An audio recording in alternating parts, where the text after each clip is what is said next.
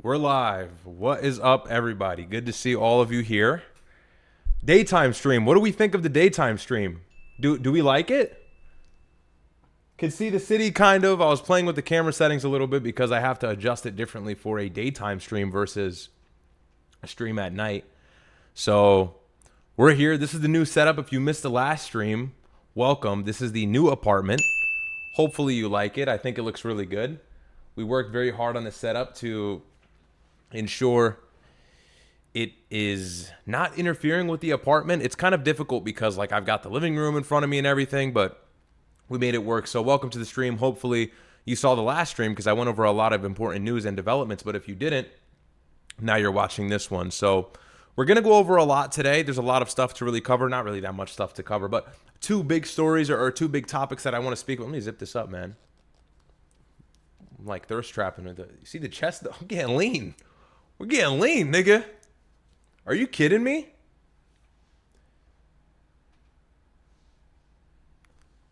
I'm really... Chat, what do you think? I'm shredded. I'm shredded. Anyways, all right.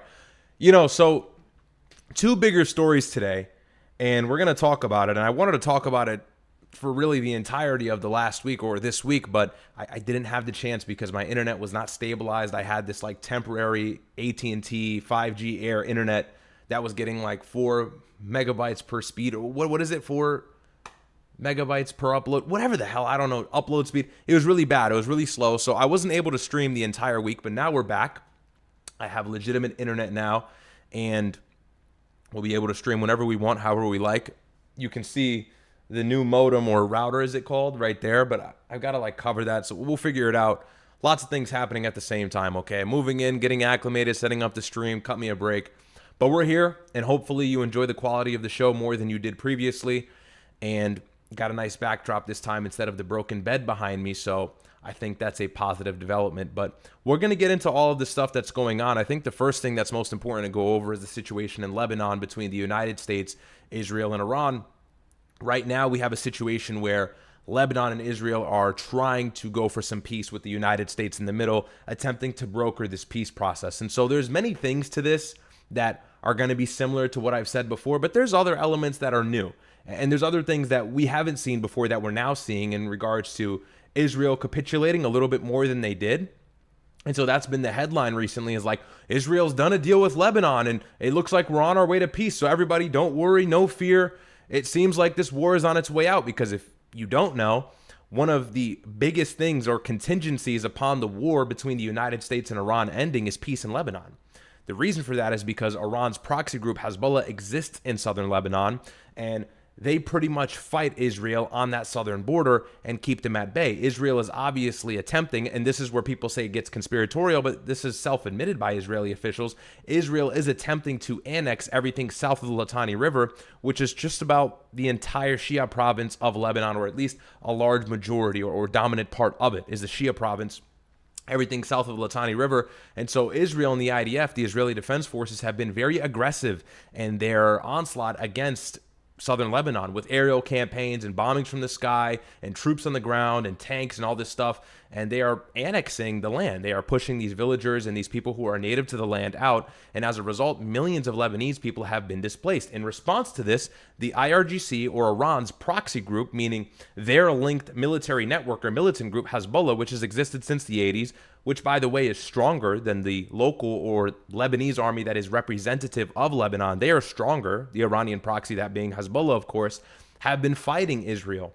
And the reason is kind of twofold. One, they fought them because of the war that Israel and the United States had started with Iran on February 28th. And that was just about 4 or 5 months ago at this point. Wow, we're actually this far into the war. So over 100 days ago, the United States and Israel joined up and administered joint strikes against Iran and killed the supreme leader on day one. And obviously, an attack against Iran is an attack against its proxies. In response to this, Hezbollah, that militant group that I'm telling you about in the south, had started striking northern Israel and fighting back against Israel. And so this has been a war that has kind of had its pauses, and then it returns, then it has its pause. But the biggest thing that has been ongoing and continuous, despite the U.S. and Iranian negotiations and the Memorandum of Understanding and the peace deal on April 7th, has been Hezbollah versus the IDF. And that hasn't stopped. That hasn't stopped for anything. And that's the biggest thing that Iran is asking for in order to agree to the United States to completely halt the war. Iran is saying, look, we're going to control the strait. They're making maximalist demands. And so we've lost in many aspects when it comes to negotiations because they have the escalation dominance. But the biggest thing Iran is asking for is, hey, Israel has to pull out of Southern Lebanon. And Israel, Benjamin Netanyahu, Ben Gvir, and Israel as a whole has said several times on several different occasions, whether it's recent or in the past, they will not remove themselves from Southern Lebanon. And by the past, I mean for the last few months ever since the war started. They will not remove themselves. And I mean, think about all the progress that Israel has made in Southern Lebanon. They are controlling territories and or historical landmarks like the Belfort Castle that they then had not had control of in 26 years. I think since 2000 was the last time IDF or the IDF had control.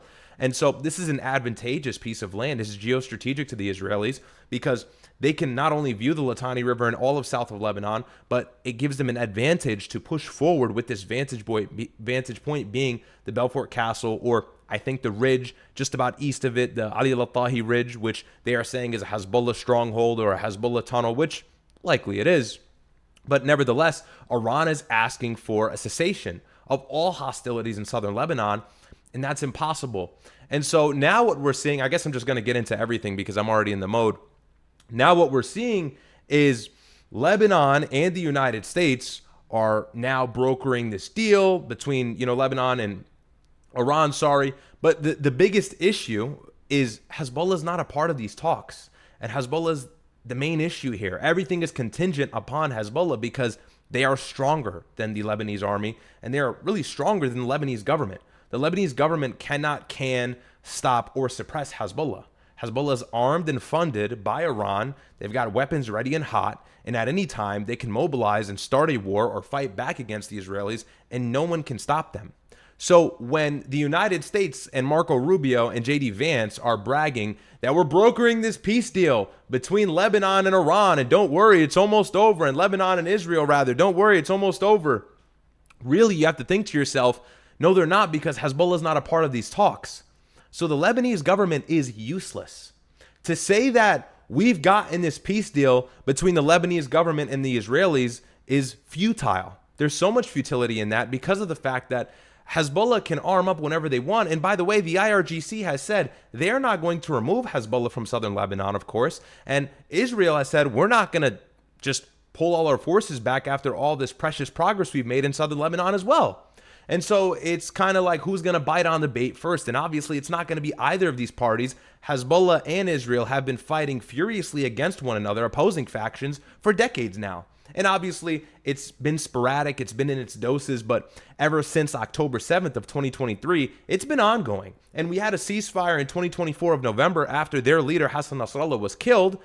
And before that, Qasem Soleimani, who was another very indicative piece of this axis of resistance, he was killed in 2020 by a U.S. strike. So, Israel has been working systematically to weaken Hezbollah as well as the axis of resistance. However, I think everybody can agree the most notable and difficult group for Israel to deal with out of this entire axis of resistance that's comprised of Ansar Allah or the Houthis in Yemen or Hamas or the Popular Mobilization Forces, it's Hezbollah. They're the biggest issue for the IDF. And so they've been focused on that ever since the beginning of this war. And what did they launch after the ceasefire between the United States and Iran on April 7th? What did they launch? It was called Operation Eternal Darkness. On April 8th, they hit south of Beirut and other provinces, Shia provinces in the south of the Litani River, with 100+ strikes, killed like 350 people within a few hours, destroyed villages, absolutely carpet bombed Lebanon, really, if we're being legitimate here. I know that's not the most precise term, but let's just call it what it is. And as a result, they upped the hostility when that peace deal was done. That was the result of the peace deal. They kind of upped the hostility. And so in response to that, Hezbollah has not dropped their aggression whatsoever. So this is kind of the nature of the issue here. And we always talk about this, but there's never really going to be any sort of peace in southern Lebanon between this militant group and Israel so long as neither side is willing to concede. Israel has their own goals and Hezbollah has their own goals. For the IRGC, what's the biggest thing with having Hezbollah in southern Lebanon? There's several different factors that one may argue depending on what your ideological basis is. But I mean, the biggest things that I think is general across the board that everybody can kind of unanimously get on board with is the IRGC or Iran wants to express and or enforce their influence across the entire region, which is why they have proxy networks set up everywhere. And this is for two reasons. One, obviously, these are two sub-reasons of that main reason. Obviously, look, they want to have that influence, duh. But two, it's for security. Because Iran senses that the United States and Israel, prior to February 28th, they have sensed this for a while, I should say, they are going to get regime change. The United States and Israel are going to work very hard in unison to remove the Iranian theocratic regime and get rid of the IRGC as a whole. They've done this with every country in the region, Libya, Iraq, Syria, so on and so forth. And so Iran knew that they were next at some point. They just knew they were saved for the last foe because they are the most formidable one. They are the strongest group in the Middle East. They are the strongest military force in the Middle East, aside from Israel, which is honestly contingent upon American support. So that's the first reason the IRGC wants to stabilize itself and ensure they are free from regime change by having a proxy network that keeps Israel's bad behavior at bay. And then the second reason really is because I think there is some vested interest in keeping these states sovereign, at least from the Iranian perspective. All of Lebanon's Muslim population, or sorry, I should say, I think it's about 60 or 50%, somebody can correct me, but Lebanon has a very large Shiite population, which is one of the main sects of the religion of Islam. And so for Iran, there is a vested interest in keeping a large Shiite population in Lebanon. So people try to say it's like this whole Iran is fighting for everybody because they love everybody. I don't know. I mean, Iran's got a bad blood of history in Syria and what they did while Bashar al-Assad was in power, who's the former leader. I'm not going to say that Iran is just fighting for Muslims because they love them. I don't know if I'd go that far, but they certainly are fighting for our sovereignty at this point, whether their interest is the same as ours, whether it's parallel to ours or it's different. They are doing, in a way, from their perspective, the right thing. So it's important to understand that. So when you see all of these things, you're not confused. But yeah, the Lebanese government is not representative of Hezbollah, which is the main issue in Israel. So when Benjamin Netanyahu gets a phone call from Trump, or he gets a phone call from Rubio, or whoever the hell at this point, and they say, look, you got to do a peace deal with Lebanon, of course they're going to be on board because they know Hezbollah is not going to be a part of that. So you go and you shake the president's hand of Lebanon. You say, oh, we've got a peace deal. Don't worry about it. Everything is going to be fine. Nothing to fear. And then, of course, you can just go back home and fight Hezbollah and say, well, Hezbollah ruined everything. And that's because they were never a part of the talks. And the stipulations that are in this 14-point proposal that is alleged, but we'll go over it. I think it's out of Axios and Rerum posted it on X. But the stipulations is ridiculous. They're saying that Hezbollah needs to drop their arms. Hezbollah needs to withdraw. Who's agreeing to that? Maybe the Lebanese government, but not Hezbollah. So this is exactly why Israel is more than happy to do that deal with the Lebanese government to show face. It's a paper tiger. It's saying, hey, we're actually trying to exercise diplomacy, so you need to stop blaming us. But they know the main crux of all that diplomacy is Hezbollah. And so long as they are not a part of any of these talks, then Israel will always have the plausible deniability of saying that they're sabotaging the talks, and so we need to continue our military aggression and onslaught in southern Lebanon and eventually encroaching upon these borders and annexing that land, at least everything south of the Litani River, which has now become a buffer zone for the IDF and where they can operate with full autonomy out of. And that's huge, and that's indicative of their future and their likelihood to continuously annex more region or more land north of southern Lebanon, which in my humble opinion, I think is the ultimate goal. I think that's the ultimate goal for them. Long term, certainly not short term, but they're making progress. They're covering ground. Say what you will. And I was on the phone with Sneeko the other day. We had a really good conversation. Shout out to Sneeko. We honestly should have had the conversation on stream. It would have been a really good, we were back and forth, but it was a good conversation. But, we kind of came to this conclusion. It's an interesting time in the Middle East. All the momentum is swinging in Israel's favor, and I don't want to be demoralizing. I don't want to be like a Debbie Downer and start pouting, but I mean, you really got to think about it. Gaza, the genocide in Gaza and everything that we know now, there is no inhabitable infrastructure in Gaza for the long-term future, at least for the foreseeable future. We know what their goal is. They want to push the Palestinians out, and they want to make it this tourist beachfront land or beachfront tourist destination, as so the entire Middle East is chasing to make it a hub of tourism, like Mohammed bin Salman in the UAE. They want tourism. That's their next economic commodity, as oil is slowly but surely exiting the picture as the main source for energy, or the main commodity for a government to thrive. And so, you just look at where everything is going. They got their war in Iran. The United States did the doing in Iran. Obviously, we lost, but the fact that we even went to war is remarkable. And now they are making tons of progress in Southern Lebanon. They are continuing to build these settlements in the West Bank and fracture the Palestinian group and everybody in Palestine or in the West Bank.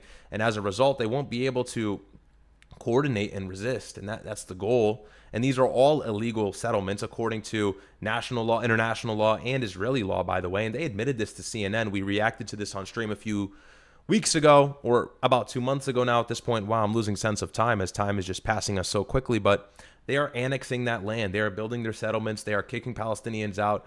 They are pillaging all of this land. And so, desecrating holy sites.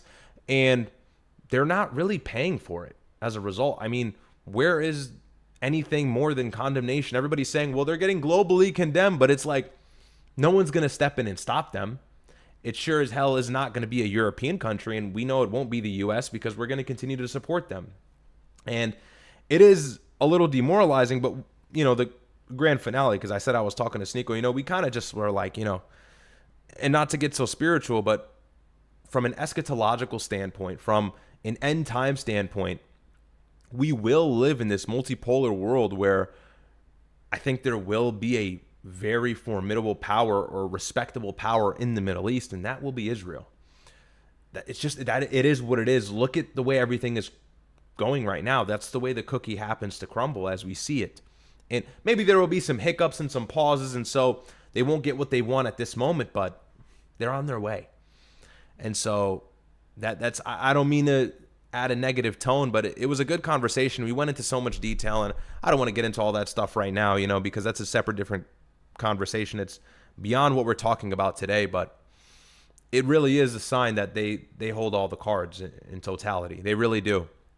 And are they losing influence in the United States? Yeah, but as we said before, Israel previously relied on their influence in the United States to get what they needed. But now it's become, they've gotten what they've needed, and now they're just powerful. I think that it's transitioned from Israeli influence to really Israeli power. They've got tons of power. And remember, they have a nuclear arsenal. They have warheads. They have a stockpile of warheads. And at any moment, if they face a legitimate, and I mean legitimate, because I know they always say they're facing an existential threat. That's bullshit.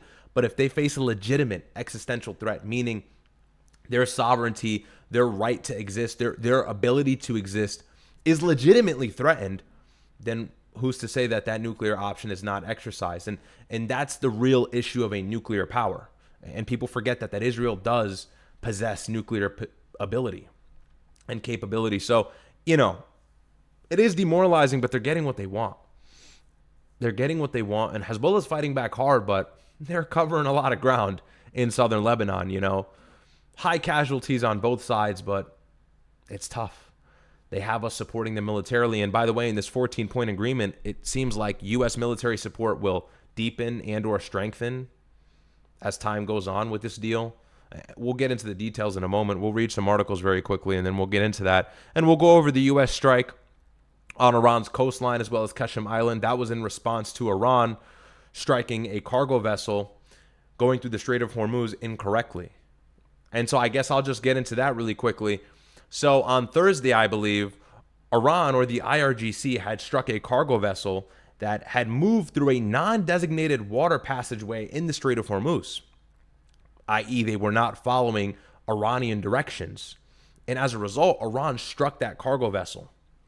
And so the United States responded on Friday. They condemned the attack. They responded on Friday and hit the coastline and hit Qasem Island. What we've always been doing, these petty strikes as, retribution for what they're doing in the Strait. We've been doing this throughout the entire peace process. We've been going tit for tat. And so 12 days into the MOU, I think it's the 12th day now of the Memorandum of Understanding, we're seeing the same exact theme. Iran does something, U.S. does something, and then cessation of hostilities. Another dose of attacks, cessation of hostilities. So same thing again, but Interestingly, what does this show us? Well, it shows us what I've been telling you guys for God knows how long at this point, for the last 100 days. Iran actually does control the strait.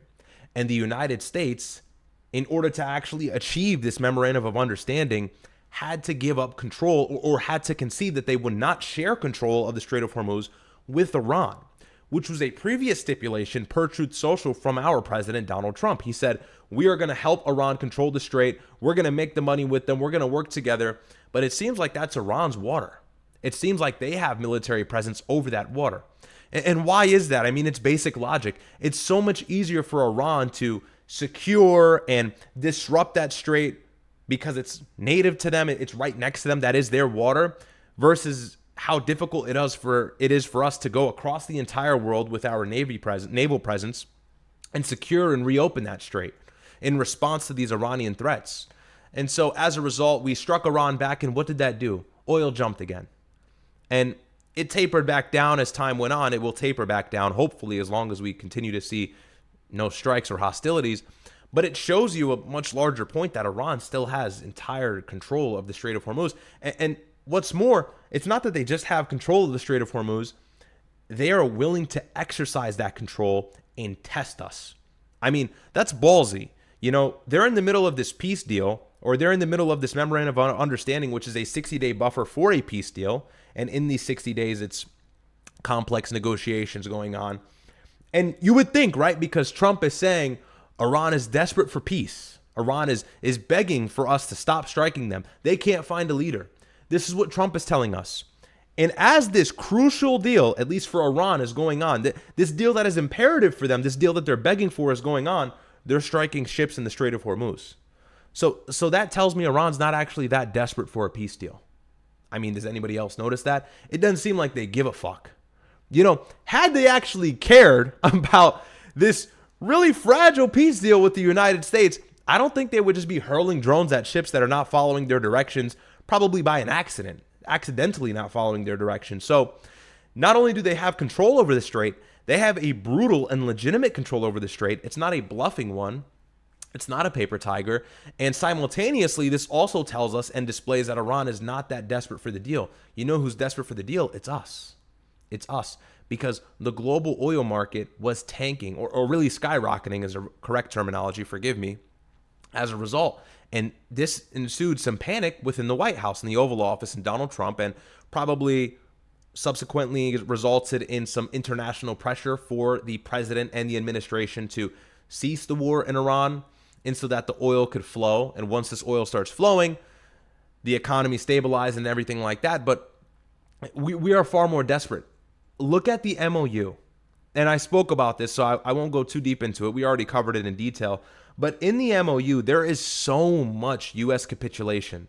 $300 billion. Iran will control the strait. We'll talk about the nukes later, and we'll get into more complex talks about the nukes as the 60 days go on. We will release oil sanctions on Iran. We're going to give you a little bit of money so you stop striking Israel. That was reported in the media as well. I mean, what did Iran give up? Did Iran give up their missiles? No. Did Iran give up their nukes? No. Or not nukes. I sound like a MAGA show. Their highly enriched uranium that could lead to a nuke if they enrich further, did they give that up? Not yet. And they're really not being easy when it comes to capitulating on that conversation as well, per the news reports that we got from J.D. Vance's visit in Geneva, Switzerland. So they're not conceding on that. They're not giving up their missiles program. They're not stopping their proxy program. They're not going to stop funding their proxy program. Matter of fact, the United States is going to lift oil sanctions on Iran. And with that money, that precious money that they're going to get in US dollars from these released oil sanctions, they're going to fund their proxies even more. And then they're going to have bigger and badder guns, more military presence, and that's going to be able to resist the IDF far more than they ever have. And the US was okay with that. So who's more desperate for peace? I don't, maybe it's not obvious. So now you have this, it's like the cherry on top. And this is the nature of a forever war. Do you see what we say when we say forever wars? We're dying for peace, but unfortunately Israel is in the middle of all of it. And so it's incredibly easy for them at any point to agitate the matter and sabotage any peace deal or any deal that is temporarily made and get Iran fired back up. And Iran has been desperate to respond to Israel, but they haven't. They've been playing kind of nice because of the fact that the United States is giving them all of this money, giving them all of these deals, conceding to a level that we never have before with any country, really, that I can think of in history. I don't think Vietnam was this bad. I don't think we ever conceded with anything when it came to Iraq. But with Iran, we're giving them our everything. We're giving them our backs. So this is what happens when we get dragged into a war for Israeli interest, of course. But this is also what happens when we have a retard administration that can't make the right decision that the previous 4 or 5 presidents knew what to do on, which was not to enter a war with Persia. But yeah, of course, this shows that they control the strait. That's the biggest thing. And also for the international community, the UN had a program set up with the International Maritime Organization, something like that. But there was this program by the UN, administered by them, to help guide these vessels out of the strait. And they had to suspend the program after Iran hit a cargo vessel. And by the way, several other countries probably responded by not wanting to push their ships in or out of the strait anymore. And I mean, like, just think about it. It takes one Iranian drone to spike oil back up. Do you know what kind of escalation dominance they possess simply with that fact alone? One drone that they make in-house, these Shahed drones, which revolutionized drone warfare, by the way. So, Tears and Pistols, thank you so much for the 5 gifted. And by the way, Tears and Pistols, I'm so sorry I forgot to mention, Tears and Pistols gave me, I think, 10 gifted earlier, so shout out to you, my friend. Don DeMarco for you. Big supporter of the show. God bless you, my friend. So 15 gifted from Tears and Pistols. Thank you so much. If you just got a membership, tell them thank you. God bless, bro. I really appreciate it. Thank you so much. I appreciate it. So we'll read some chats, and then we'll read these articles. I'll talk more about it, but it's like, bro, you know? And then somebody in the chat just says, bro, you really believe this? Are you stupid? I'm giving you the evidence, dumbass. Bro, you repeat all your brother's talking points. Bro, this isn't true. You believe this? The U.S. is winning.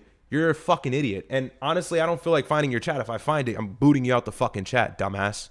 Yeah, I'm being rough with dumb chatters today. Not in the mood. Anyways, let's see. Sorry for cursing, mama. Unknown says, Salam, can you react to Muhammad Hijab and Sneeko? I wanted to. I won't have time today, likely, but I will at some point because they had a really good conversation. Lotus says, yo, Riyadh, I love the new setup, bro. Been grinding nonstop. Glad I can finally catch you live. Thank you so much, my friend. God bless. I appreciate that. Unknown OZ8 says, Riyadh, don't worry. Victory is promised to the Ummah. Yeah, I mean, after the Ummah gets destroyed, bro. Unfortunately. Like, I agree. Of course. This is what the prophecies say, but... And, like, they're going to clip this and say I'm being demoralizing or nihilistic. There's a, you got to go through the storm to see the sunshine, okay? It's a bad time for the Muslim Ummah right now. It is. It's really unfortunate. The third holiest site is under attack and annexation. Palestinians are being killed at large, and that's been the case for 70 plus years. Sudan is being overtaken by UAE presence.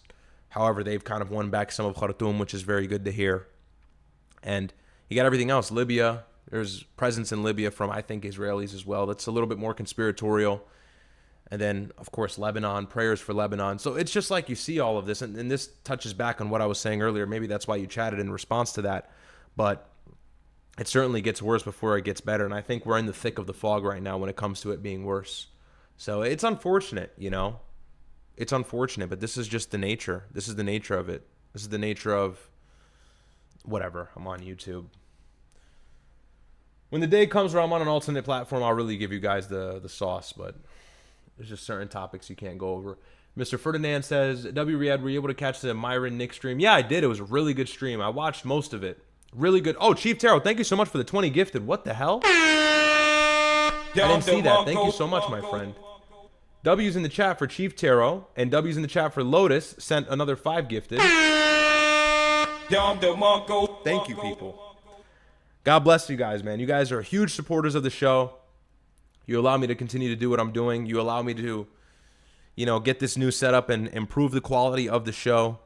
And so I've been intentional about that. I want to make sure that I'm ever grateful to all the support I receive. So thank you so much, guys. God bless. God bless. Thank you for the gifted or all the gifted memberships. W's in the chat. But yeah, I watched the Nick show. It was really good. But the girls show was, bro. I texted my brother. I said, yo, brutal panel, man. Those girls were all Puerto Rican girls. What? Chris, I love you. What were you thinking? No, I'm playing. I'm sure it's really hard to get the girls on and get the right girls on. But we need a panel of all black girls for Nick. That's the whole, you know what I mean? Like, that's what makes it what it is. But it was good. I thought it was good. I thought it was funny. It was enjoyable. And I must say, we always see Nick being political, so it's cool to see him in a little bit more of an unserious setting around girls.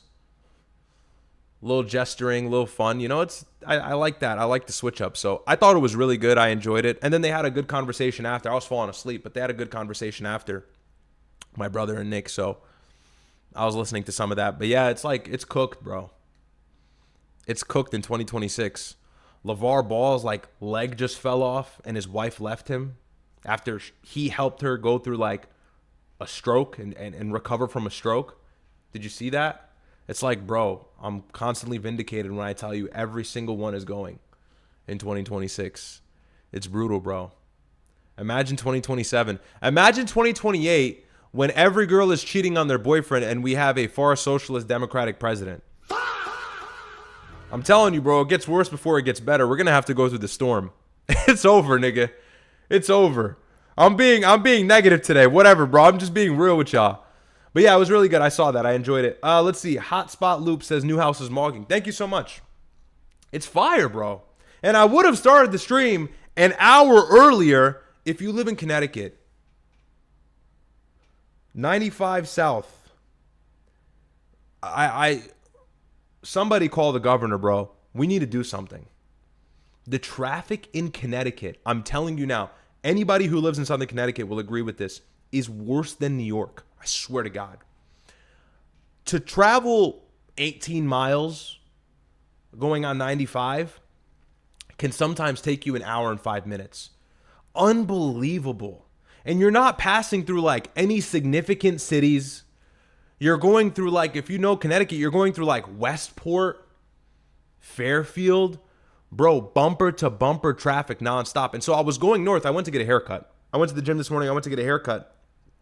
Bro, I'm looking at the highway coming south as I'm going north. I could see it on the opposite side, right? And I'm like, yo, it's dead stop traffic. Hopefully it clears up. It's probably just an accident. I get back on the highway. Bro, I had to exercise some self-control. I was so mad. So mad. It took me an hour to get here. So Connecticut traffic is horrendous. What's worse than traffic? It was Monday morning traffic. Bro, it was Saturday at 2 p.m. I'm getting smoked. And by the way, traffic for no reason. No accident. No construction. Just niggas being retards. Traffic for no reason. I spoke to one of my friends about this. He was saying that it's because there's too many exits. I don't know. I don't know how that shit works. Maybe that's what it is. Because there are 4 exits in every other town or city. So maybe they do need to reduce the amount of exits. Maybe that will clear up some congestion because people are always moving over and getting off and slowing down. I don't know if adding another lane is actually a good idea because that's just going to be another 20 years of headache. But yeah, 95 in Connecticut, bro. If you know, you know. Some of the worst shit. Some of the worst shit. But yeah. It was so bad. Oh my God, my friend just texted me and he's on his way here later. He said the traffic is bad. Look, I'm telling you. Anyways, we'll get into this article. Sorry. Let's see. Mr. Ferdinand says, it was just Nick and Frank last night. I know, I saw that. Yo, Frank is so... I sound sweet. He's the cutest dog in the world. Probably the most handsome dog I think ever. And I know it's because it's my brother's dog, so I'm glazing. But Frank is just so obedient. He smells good. He's cute. He doesn't bark.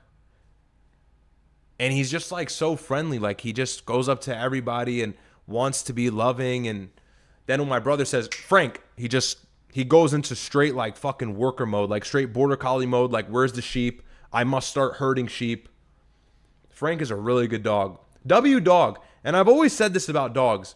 Look, I love dogs. Dogs are cute. But if you got a 20-pound dog, bro, just get the fuck out. Honestly, you got this small chihuahua. You got this little tiny poodle or doodle. They're cute, but they're so useless. I mean, if you're going to have a dog, you're going to feed it. You're going to bathe it. You're going to groom it. You're going to give it water. You're going to leave the house 5 times a day to walk it. What the fuck? Can you make sure the dog serves some purpose? Can you make sure it's useful? Ensure that it'll bite somebody if you're attacked, or get it to fetch you a beer out of the fridge. I've seen dogs do that. Something, nigga. I just can't fathom that people own dogs just to own a dog. And like, it's funny because like I'm Muslim, so now people are going to be like, look, it's a third world Muslim saying he hates dogs. I love dogs. My brother has a dog. All my good friends have dogs. But it's like, bro, my friends have dogs and the dogs are unbelievably useless. It's like all they do is just look cute and cost you thousands of dollars every other month. Like, bro, get that dog to work, you know? Make it a guard dog. Or at least oroform. Like, teach the dog to like go between your legs and, you know, walk without a leash. Something. Like, make it worth your while. Niggas be having dogs. Dogs be useless. I can't stand that. It's almost as bad as the situation of a cat, but a cat is the worst. Cats are cute. Cats are cute. And they're clean. But they're just like freaky. You don't hear them. They're always hiding. You don't walk into your house and just see your cat. I feel like if you own a cat, you don't walk into the house and the cat just comes up to you and is happy. I feel like the cat is just like, looks across at you from the room and is like, sup, nigga. Like, I don't want an animal that does. I want an animal that's going to glaze me. Like a dog comes up to me, is excited, tail wagging. Like, I don't get the thing with cats. Cats are cute. I'd pet a cat. But what is a toxic plasmosis? What's it called? You know what I'm talking about. The cats like carry a disease where they like change your brain chemistry. Look that up. I'm serious. So I'm not a cat person. And they've got a unique funk to them too. Dogs smell like shit, but cats also have a unique funk. Honestly, bro, I'm just not the biggest, like I don't want a pet. It is aura, and I live in an area where like if I walked my dog, I would get so many bitches. Not that I would ever do anything with them, of course. Haram! But like, I would aura farm if I had a dog. Could you imagine me? All right, we're going to get into like everything. I'm going to cover the Israel-Lebanon framework right now. We're going to get into the strikes on Iran. I swear, but just give me 2 seconds. Could you imagine me with like a big ass Doberman, trained off leash, me walking around with my Gymshark quarter zip, upper chest out, just walking downtown with my Doberman? I would mog. I would get bitches. But I really don't get bitches. Wallahi, I really don't get bitches. I'm not lying about that. But like, I would mog. But it's just not worth it, bro. Gotta feed it. And I'm like somebody who doesn't really like to leave my apartment too often. I leave, like I socialize. I'm not a weirdo. But, you know, like 4 or 5 times a day to walk a dog once in the morning. You lost me. I can't do that. I can't do that, bro. I'm too selfish, maybe. That's what it is. I'm just too selfish. I love animals, but bro, I'm not going that far. But could you imagine though if I had like some big scary dog? I can't have a fluffy bitch ass dog. I'm like 6'1", 6'2", about like 190, 200 pounds. You know, I'm a decently sized guy. I'm not huge, but I'm a decently sized guy. I can't have like no fucking poodle. I gotta have like a scary dog or a German Shepherd. Belgian Malinois is too crazy. You know, a big scary dog. I don't like terriers or pit bulls. They're ugly to me. Or like a big border collie like my brother has. Or even, I think a Doberman. A Doberman is my favorite dog. They're just so scary. I feel like I'm a human Doberman. I look like one, you know? So it would just be me in the dog form. All right, anyways, I got some chats. So let me get into these and then we'll go into what led me to talking about dogs. I was just talking about Lebanon and Israel. Let's see. Arturo says, when are you going to have the OG GOAT, your dad, on stream? I don't think I'll put my dad on stream. That'll get him in some trouble. Hotspot Loop says, you're completely wrong about cats. My cat waits at the door for me. Yeah, look, okay. Here's the thing. You got to get lucky with a cat. Some are good. Some like the pets. Some are sweet. But some cats are nasty. Super closed off. Like, not friendly to randoms. Get overstimulated. You pet it for 2 minutes and then it gets mad and hisses at you. I'm good. And also, like, cats are, you know, I'm talking about dogs not serving any purpose. Cats are even worse, bro. What the fuck is a cat going to do? Unless you got a rat problem or a mouse problem. So, nah, I get it. Cats can be cute. Look, I'm not anti-cat, but, like, I wouldn't own one. One Chest says, Myron's predictable custom fat loss plus monthly Zooms with Myron plus accountability apply. Yeah, so this is the official trainer of my brother and I's community. His name is One Chest. I'm going to go ahead and pop in his coaching link in here. Guys, if you are fat in 2026, God, please, God, help you, okay? No excuse to be out of shape. We must all be in good shape, and so I'm going to pop this link here and pin it for you. Go ahead and fill that out. Get in touch with him. He has some of the best transformations I've seen from all of these trainers online. He's official. He has my recommendation, so go get with One Chest if you want to get in shape. As you can tell, you know, we're in good shape. Upper chest, got some cleavage. You know, I've been working hard, man. Incline bench. And just so y'all niggas know, sorry, I'm getting a little ghetto here, having too much fun, getting too relaxed. We got to get back into the news, but just so y'all know, I'm not a fraud. Let me go ahead and get this on screen. You know, we're in good shape over here. I got to show you guys the transformation, but you know what I'm saying? Come on, take a look at that. We're in good shape over here, okay? We're in good shape. About 190-ish pounds, 185-ish pounds. Kind of fluctuating recently. I don't know what my body fat is. I'm not that lean, but I'm pretty lean. You know, but we're in good shape. We got credentials, so go get with One Chest so you can look like this. Okay? And I actually have a transformation. I'll show you guys this really quickly before. I keep saying we'll do this and this and that, and then I'll get into the news. I'm like stalling. I'm sorry. But I do want to show this because I was really impressed with myself. Very quick fitness segue here.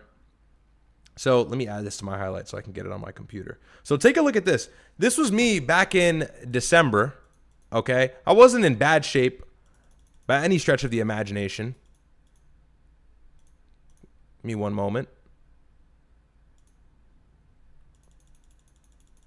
Just trying to pull up the... All right, so 6-month difference. This was me back in December around Christmas time. I was about 210 pounds, give or take, or like 207 pounds. I was fluctuating around there. And this is me 6 months later. This was a few days ago. I'm about 190-ish right now. About 190, 192, 188, kind of fluctuates. And so you can see here, very slow calorie deficit, high protein, resistance training, no magic process, no pill, no nothing, just me and the weights and less food. And so I'm telling you, I know a thing or two about fat loss. One Chest can get you that transformation right there. This is a One Chest-like transformation. But yeah, I'm also just trying to flex because this is a really good transformation. Because I didn't really, you know, I've been slowly getting leaner. And so you see yourself every day. You don't realize you're getting leaner. Then I compared these two photos and I'm like, holy shit. I knew I got leaner, but the difference is crazy, striking. So much drier in the midsection, just less fat overall. Chest is so much more prominent. However, it was pretty decent here. Arm looks way better. Shoulders are popping a little bit more as a result of being leaner. I'm also just standing a little bit differently as well. V-line is more prominent. Just, you know, face is even a little leaner. We're working on ourselves, okay? We are working on ourselves. So, W's for that. But L fat people. Lean is law. If you're not lean, bro, seriously. All my boys have been getting lean. We've all been hunger maxing. Okay? 2,000 calories flat, nigga. You hungry? Go to bed. Have sleep for fucking dinner. All right.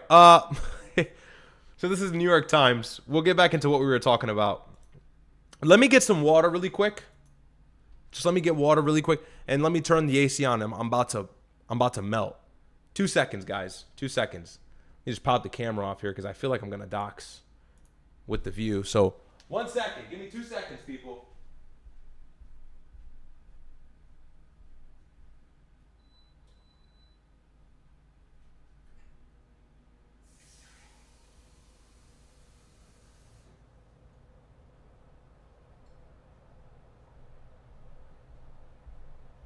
Okay.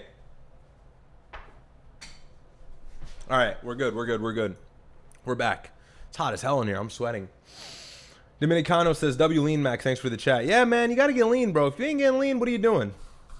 Get in the gym, lift weights. I get it. No one likes to lift weights. I honestly don't even like lifting anymore. But it's a necessary evil, nigga. You want to be hot or not? You want to get bitches? Get in the gym. Not because bitches like big, strong niggas. No, you got to get in shape. And it also develops self-respect. It develops discipline. It develops a little bit of an ego. And you develop that ego, girls can see that. Girls have a sixth sense. Okay? Girls can see everything a guy can see, but there's something beyond the scope that they don't share with men. It's exclusive to women. It's intrinsic in them. They can sense if you're a bitch-ass nigga. I'm not glazing women, but girls can really sense, does this guy love himself? Does he take care of himself? Is he self-obsessed? The gym helps with all of that. Okay? A lot of the cues that a girl will pick up on in order to be attracted to you is nonverbal. It's nonverbal.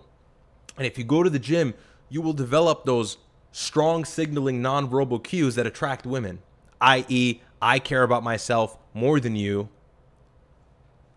You are a subordinate. It is my life, my story. They love that. So get in the gym, get shredded, nigga, okay? And if it's not the girls that are going to motivate you, you live longer. You get compliments. I don't really get compliments like that. All right, anyways. So U.S. military strikes missile and drone sites in Iran. So I told you guys the story already, but we'll go ahead and read through this, and then I'll give you my final thoughts. So here's the latest, and this was as of Thursday, but I think this was written Friday, June 26th. Yeah, so this was written yesterday. Here's the latest. The U.S. military struck Iranian missile and drone sites on Friday night in retaliation for an Iranian attack on a cargo ship in the Strait of Hormuz a day earlier, jolting the fragile ceasefire between the countries. Hours before the U.S. strikes, President Trump called the Iranian action a foolish violation of the ceasefire agreement, which had aimed to end a war that had roiled world markets, reignited the conflict between Israel and Iran's ally Hezbollah, and shaken the broader Middle East. The preliminary deal left the future of the strait unresolved, with U.S. officials declaring the critical waterway would once again be a free point of transit and Iran asserting its control there. The U.S. strikes on Friday targeting Iranian missile and drone targets concluded after 90 minutes, a U.S. official said, and included strikes by American fighter jets against 4 Iranian sites along the Strait of Hormuz and Qasem Island, the official said. The ceasefire agreement between the countries was signed just 11 days ago, now 12, and has led to the start of new negotiations over the strait, Iran's nuclear program, and other issues. Before the United States and Iran reached the preliminary deal, their forces would sometimes launch limited strikes but hold back from renewing all-out combat operations. So as we know from April 7th, when we were going tit for tat with Iran, when we tried to launch Operation Freedom and Iran shut that shit down, they chased the naval destroyers out the strait with their speedboats and all that stuff. And so we were kind of going back and forth, being petty, destroying missile sites, destroying drone sites, or at least attempting to, and block off the entrances. We're seeing the same thing again during this MOU, which is the new phase of this ultimate peace deal, hopefully. Anyways, it continues on here. Where was I? Mr. Trump said earlier on social media that Iran launched at least 4 one-way attack drones on Thursday, one of which hit the upper deck of a large and very expensive cargo carrying ship. Added the United States had knocked down 3 other drones. He added that the ship, though damaged, was able to continue on its way. Iran's strike on the vessel, the Ever Lovely, a container ship that was passing near the Omani side of the strait, appeared to be the first known Iranian attack on a commercial vessel since the signing of a preliminary peace agreement between Tehran and Washington last week. It laid bare the challenges to restoring pre-war levels of traffic through the strait, a crucial conduit for oil and gas shipping. The attack prompted the International Maritime Organization, a UN agency, to suspend an effort to help hundreds of stranded vessels leave the Persian Gulf. At least 2 tankers turned around after Iran's warning earlier that day, according to Lloyd's List Intelligence, while the number of ships passing through the strait fell to 54 on Thursday from 73 a day earlier, according to Kepler, a maritime data firm. Is that how you say that? According to Kepler, I guess. So anyway,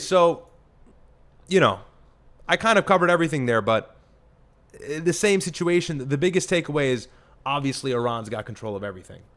And it's copium from this administration. It's copium from Marco Rubio. It's copium from J.D. Vance. And think about how complex these talks are. We have to worry about the situation in Lebanon.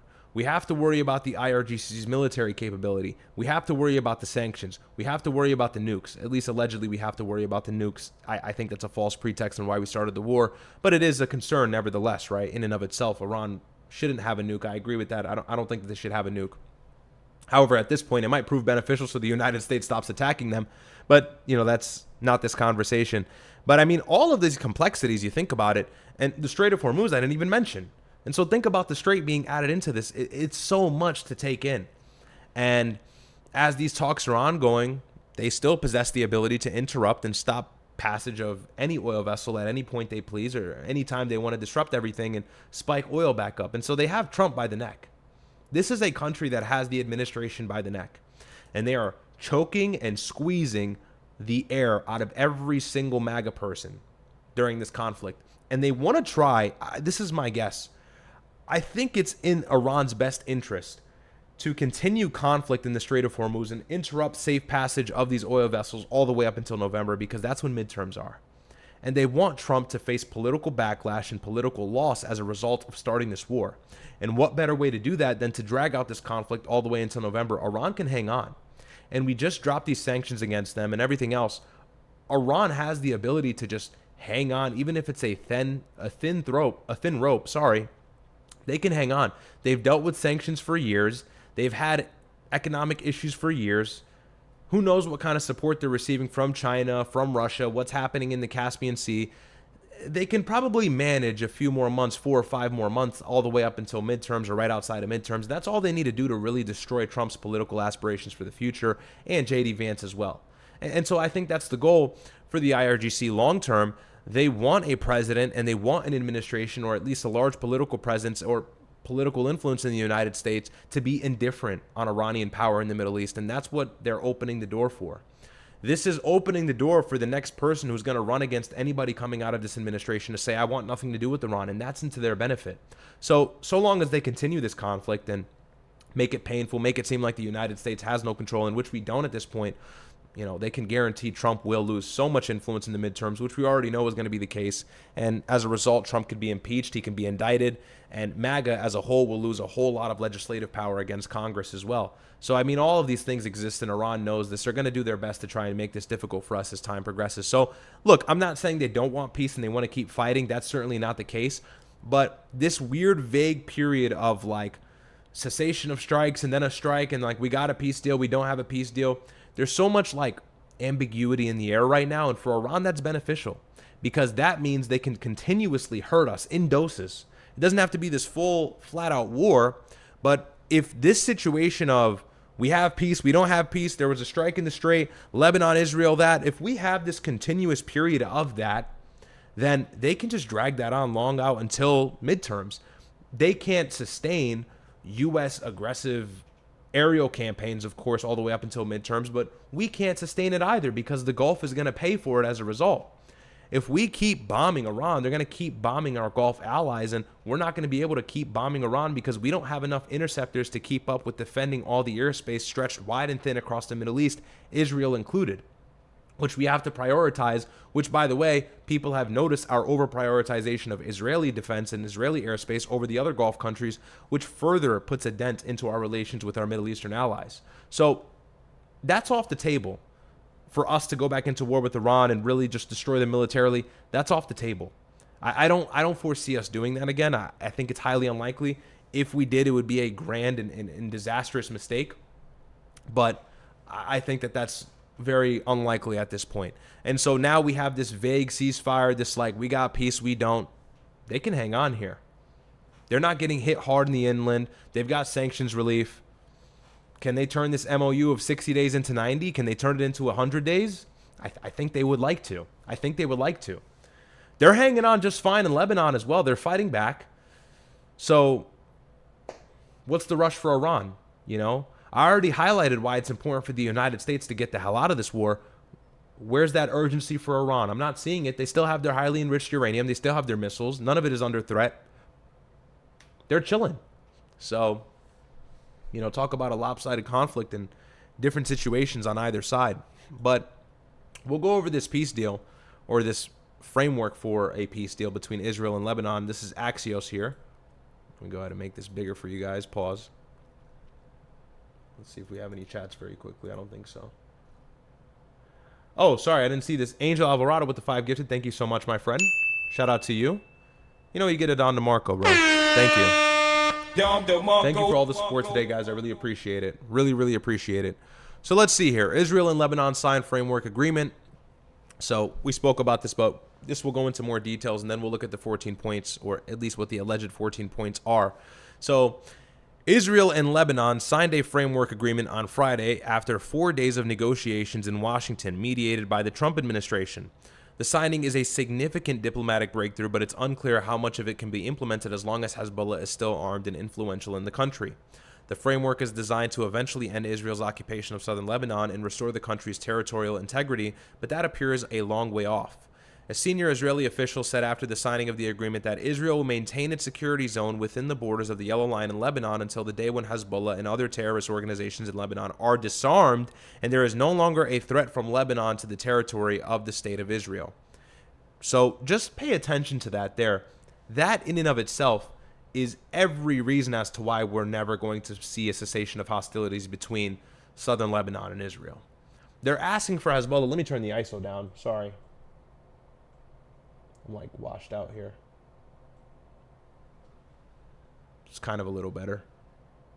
All right, that should be good. So they're asking for new setup. Cut me a break. So they're asking for, all right, now it's too low. That's better. So what's the request here? Sorry, I know I said that a million times. They want Hezbollah to disarm. That is never going to happen. That is never going to happen. So whatever they signed here is insignificant. And it's also insignificant because Hezbollah is not even a part of this. The Lebanese army does not have any influence. They don't have any power. And if they do, it's completely negated in the face of the IRGC and the axis of resistance. They cannot oppose them. They cannot stand up to them. And the president has attempted, and the president has sold out the people of Lebanon in terms of kissing up to Israel and the United States by saying, look, I don't want Hezbollah here. But let me just give you a brutal red pill. Hezbollah is the main reason why southern Lebanon still exists and belongs to Lebanese people. Do you know that? Without Hezbollah, there would be no Lebanon. And it would have happened a long time ago, before 2006. So, you know, say what you want, but it almost has become for the country's sovereignty and existence a necessary evil. Israel says we would stop fighting Lebanon if Hezbollah didn't exist. I don't buy that though, because if Hezbollah really stopped existing, would Israel just magically let go? They no longer have a greater plan of expanding their territory, of taking over that buffer zone. There's always going to be a reason for them to expand their territory. Hezbollah just happens to be a very convenient motivator that they can always weaponize against anybody who says that they're going overboard in this war. So Hezbollah existing is every reason and more for them to continue what they're doing. No way they're going to stop, and no way that that claim or that demand is ever going to be met to or, you know, agreed upon from the IRGC, the axis of resistance, or Hezbollah as a whole. Absolutely impossible. So, like I said earlier, when Israel gets the call, when they're asked to broker some sort of peace deal between them and Lebanon, they say, sure, we'll do it with the government, but they will never be able to do it with Hezbollah. And we know that historically as well. Because what is the request from Hezbollah? For Israeli presence to stop existing in southern Lebanon. And for them, that's impossible as well. So, but we'll keep going here. A senior Hezbollah-affiliated lawmaker, Hassan Fadlallah, condemned the agreement and said Lebanese authorities would need to fight a civil war if they wanted to enforce it. Breaking it down, the framework agreement describes a path for a future peace agreement and includes immediate steps on the ground the parties will take. One such step is launching of 2 pilot projects where the Israeli military is to withdraw from small areas it currently occupies and the Lebanese army is to deploy there. Israeli and U.S. officials said that the U.S. military officers will be involved in working with the Lebanese army on the pilot projects, mainly to verify these areas have no Hezbollah presence. One of the 2 areas north of the Litani River and the other is the south of it, 2 Israeli officials said. A fragile ceasefire between Israel and Hezbollah has largely held since last Saturday, though Israel has conducted several strikes on what it claimed were immediate threats from Hezbollah. Yeah, sure. While the Israeli withdrawal is expected to be limited, it will be the first such move since Israel expanded its occupation of southern Lebanon during the war with Iran. The senior Israeli official said the Israeli military's freedom of military action will be maintained throughout the security zone to eliminate threats of any kind. The agreement was signed by the Israeli and Lebanese ambassadors to Washington and the State Department counselor Dan Holler. Secretary of State Marco Rubio said at the signing ceremony at the State Department that it was a good day, but stressed there is a lot of work ahead. And he's right to say that because they're not even close to being done. In a written statement afterwards, Rubio said the agreement, quote, establishes a clear and structured process to restore Lebanon's sovereignty, disarm Hezbollah, and dismantle its terrorist infrastructure, and enable it to return to its borders once that threat to its citizens is removed, end quote. He said the U.S. would provide $100 million in humanitarian assistance and to train Lebanese troops. And so, pay close attention here. This is and it's like, it's so crazy how history repeats itself. It's remarkable. Every single time the United States is involved in some conflict in the Middle East, it's always so many different factions fighting against each other in a destabilized land, like Southern Lebanon. You got Hezbollah. You now have the Lebanese army, which seems like they're about to ramp up their presence. You have what is supposed to be eventually at some point the U.S. military, and then you have the IDF. The U.S. military marginally, but still they have a presence there. Special forces, etc. And so you think about all of that at the same time. Now we're going to vaguely get behind the Lebanese army to fight back against the terrorist group Hezbollah, funded by Iran, that we're currently in a war in. Where do you see this going?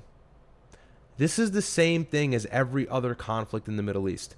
The U.S. gets involved. We back the quote-unquote good guys. There are no good guys in this situation, and there is no good and bad in all of this. Everybody has their own interests. Not to get philosophical here. You know, well, there actually is good and bad with this specific situation. Obviously, Israel's the bad guys, but you get what I'm saying. And so the U.S. says that we're going to fight for the good and we're going to back the good guys. And so we're just going to cause further destabilization. We're going to get far more entrenched in this warfare and dug in with our boots in regards to fighting against Hezbollah, whatever that looks like. We're going to fund Israel even further to fight back against Hezbollah. And at the same time, while all of this peace is happening and Marco Rubio says it's a good day, Hezbollah is not a part of these plans or these talks. And these talks are contingent upon Hezbollah actually capitulating. And they're not going to do that, as they have said publicly several times. And so it's just like the same thing over and over again with ISIS in Syria and all of the issues that we had in Iraq and us backing the Kurds. We're going to back these guys to fight these guys, but these guys are representative of the guys that we're actually fighting, which is Iran. And this is what a forever war looks like. Do you think U.S. presence in this region will just cease now? It's going to be so much harder for the next person who's in office to pull the United States out of this conflict. And hopefully they do it unhesitatingly, but it's unlikely. So, you know, to me, I read that, that's a nightmare. To me, I read that and I think back to 2015. I think about Obama and Clinton. I think about ISIS. I think about Al-Qaeda in the 80s. I think about all of this. Al-Qaeda in the 90s, rather. It's the same thing. U.S. involvement in the Middle East. We have to do a regime change. We have to get rid of this proxy group. We have to fight back these people that have had their boots dug into the ground of that land for decades. You think that's going to be easy? Hezbollah has tunnels. They have strongholds everywhere. They have sleeper cells probably everywhere. You think we're just going to get involved and back the Lebanese army and make some sort of change? The Lebanese army is not respected by Hezbollah, and a lot of Lebanese people who are native to Lebanon knows they're far stronger. U.S. involvement to back the Lebanese army, it is futile. We've seen this again and again and again, time and time. It always fails. So it will be no different this time. The Israeli ambassador said at the signing ceremony, the final goal is to get real peace between Israel and Lebanon. He called the agreement performance-based and said Iran is out, Hezbollah is out, and the road to peace between Israel and Lebanon is in. Rubio held calls on Thursday with Israeli Prime Minister Benjamin Netanyahu with Lebanese President Joseph Aoun to try and solve final disagreements, a U.S. official said. Rubio joined the talks between the negotiating teams on Friday morning, which was yesterday. Okay, and this is what the 14-point framework is largely comprised of. We'll go ahead and read through these here. So, number one, end the conflict and formally transition towards a cessation of hostilities. Okay. Israel will withdraw from Lebanon in phases contingent on evolving security conditions. So already, what the fuck does that mean? Incredibly vague. This is arbitrary. It's all up for debate. Pay attention. Contingent on evolving security conditions. That likely means Hezbollah disarming. So Israel is going to withdraw from Lebanon once Hezbollah puts down its guns. So Israel and Lebanon effectively have their rifles aimed at one another, and it's who's going to drop their gun first. newsflash and spoiler alert for you, just in case you haven't been paying attention, neither of them are going to drop their arms first. Neither of them are going to withdraw first. Doesn't make any sense. And Hezbollah is dug into Southern Lebanon. They're a Shia group, and everybody in Southern Lebanon, all the Muslims, are largely Shiite. So do you think that they're just going to like walk away and leave all of these non-combatants to defend themselves against this hostile regime that just killed 100,000 people in Gaza? Do you think Hezbollah is just going to walk away? After all of this fresh money from U.S. released sanctions is going to flow into Hezbollah now? Do you think that that makes any sense? Iran is going to bolster them up stronger than they ever have? Iran has gotten a chance to catch a breath. Now they can fund their proxies efficiently. So, I mean, think about that. Evolving security conditions. The only security that will evolve is going to be in favor of Hezbollah. They're going to pat down. So, already, in the second point, we have so many issues. Number 3, the Lebanese armed forces will progressively assume full responsibility for national security. Again, highly unlikely. And that will result in more civil unrest and more civil war than we ever have seen. And by the way, there's tons of civil unrest right now in Lebanon. We can look at some of those clips later. Hezbollah and all other non-state armed groups must be fully and verifiably disarmed. Not going to happen. Israel affirms it has no territorial ambitions in Lebanon and will withdraw once security threats are resolved. That's not what Ben-Gvir says, but whatever. Lebanon reaffirms the state's exclusive authority to maintain armed forces and declare war. See about that. A U.S.-backed coordination verification mechanism will oversee implementation. So again, the U.S. is going to have to be involved in this in some way, in one way or another. How does that look? We don't know yet. Both parties commit to a sovereign, stable Lebanon free from armed groups threatening either side.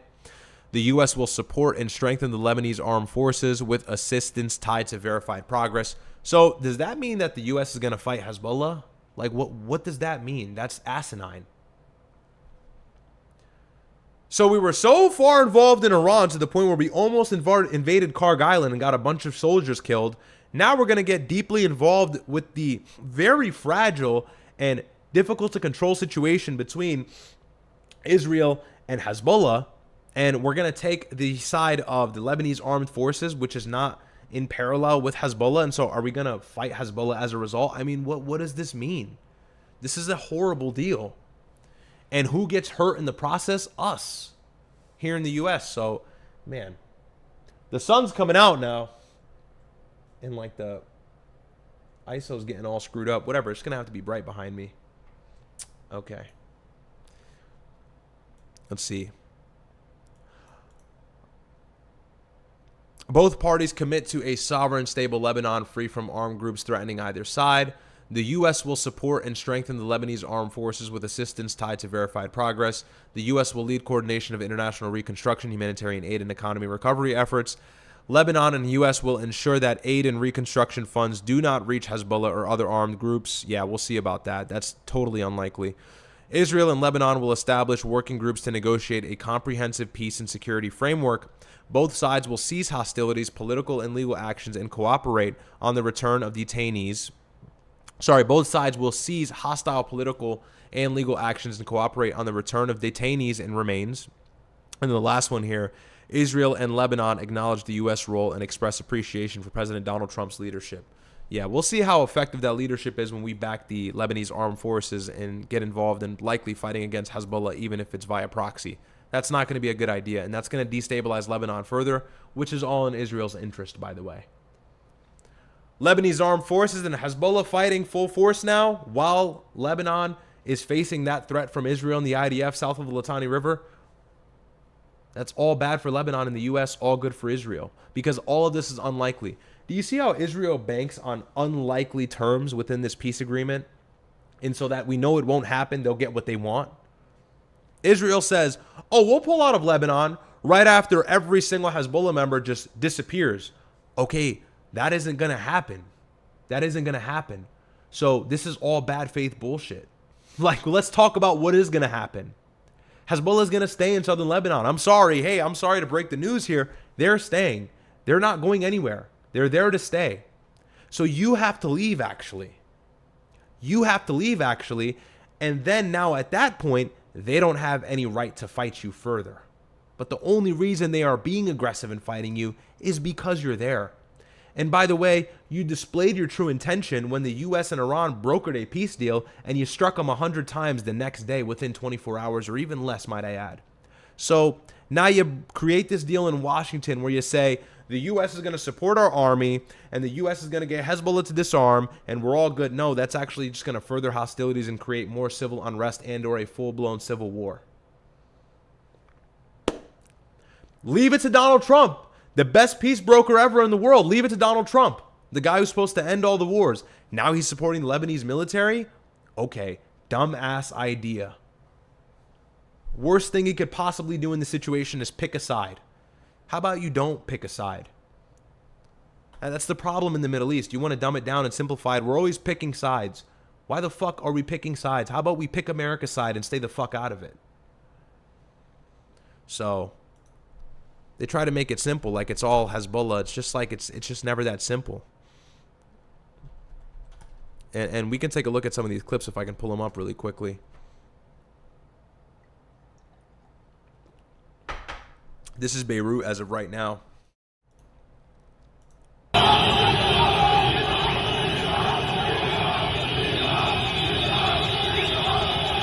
Some people waving the Hezbollah flags, as you can see. Crowds have completely taken over the streets, burning tires and blocking roads in fury over the Lebanese authorities signing an agreement with Israel. They say it legalizes Israel's occupation of South Lebanon and gives Netanyahu immunity for war crimes. This could escalate fast. Told you.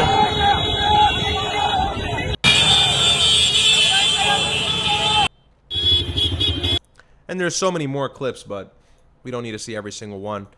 But that's what it is, you know.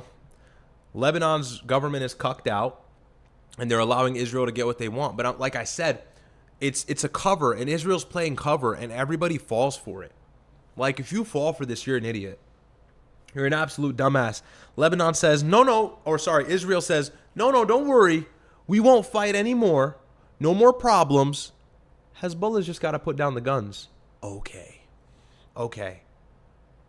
How does that make any sense? How does that make any sense? You know, and the sky is also green, you know? So it's just ridiculous, asinine claims and demands, never to be met with reality, never to come into fruition. And Lebanon is just going to be largely unstable as a result, and Israel's going to have more power. I mean, imagine a situation where the United States is backing Lebanese armed forces and they're working in unison with Israel to fight against Hezbollah. Do you think that's going to be better or worse for Southern Lebanon and the Middle East and the situation between the US and Iran? Think about how that's going to look in the next few months. So it's not looking like this MOU is going to get anywhere so long as this situation exists in the Middle East. And by the way, what's Iran going to say in response to this? What's their official statement going to be? And what this is going to be a part of the MOU. As we know, the Memorandum of Understanding as it sits today, cessation of hostilities in Lebanon must exist for Iran to come to a full-term peace deal with the United States.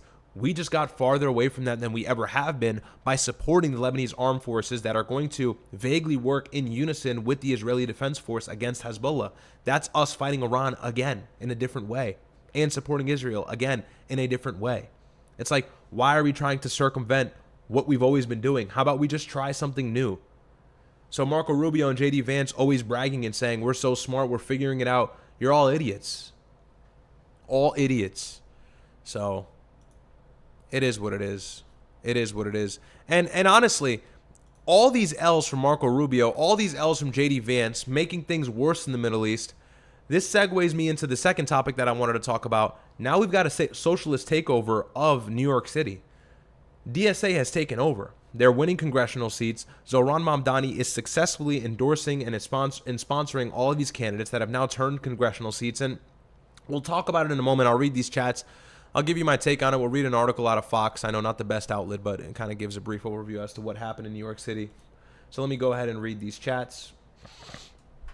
Let's see.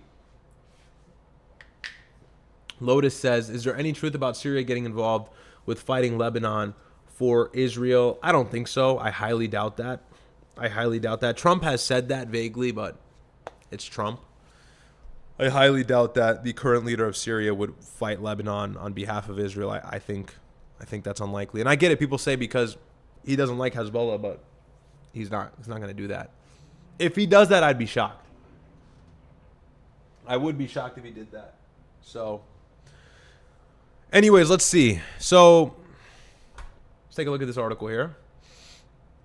And this is a perfect segue to show you how L of an administration this is, and I'll tie it all together as to what I mean in a moment. Socialists sweep NYC as Americans balk at movement's brutal catch, talk to immigrants. So, Americans gathered on the National Mall for President Donald Trump's America 250 kickoff of the Great American State Fair, said New York socialist surge is a warning sign for Democrats. One they argue history has already rejected. If you study history, you will see that many countries have already tried to go down that path and ended up in disaster, said 11th grade Georgia teacher Jill. If you talk to immigrants who came from countries that were socialist, they will tell you they left you knowing tending toward communist countries. They left for that reason. Fox News Digital spoke with Americans who gathered on the National Mall Wednesday evening for Trump's rally kicking off the Great American State Fair celebrating the nation's 250th anniversary, where attendees shared why they believe socialism would fail in the United States.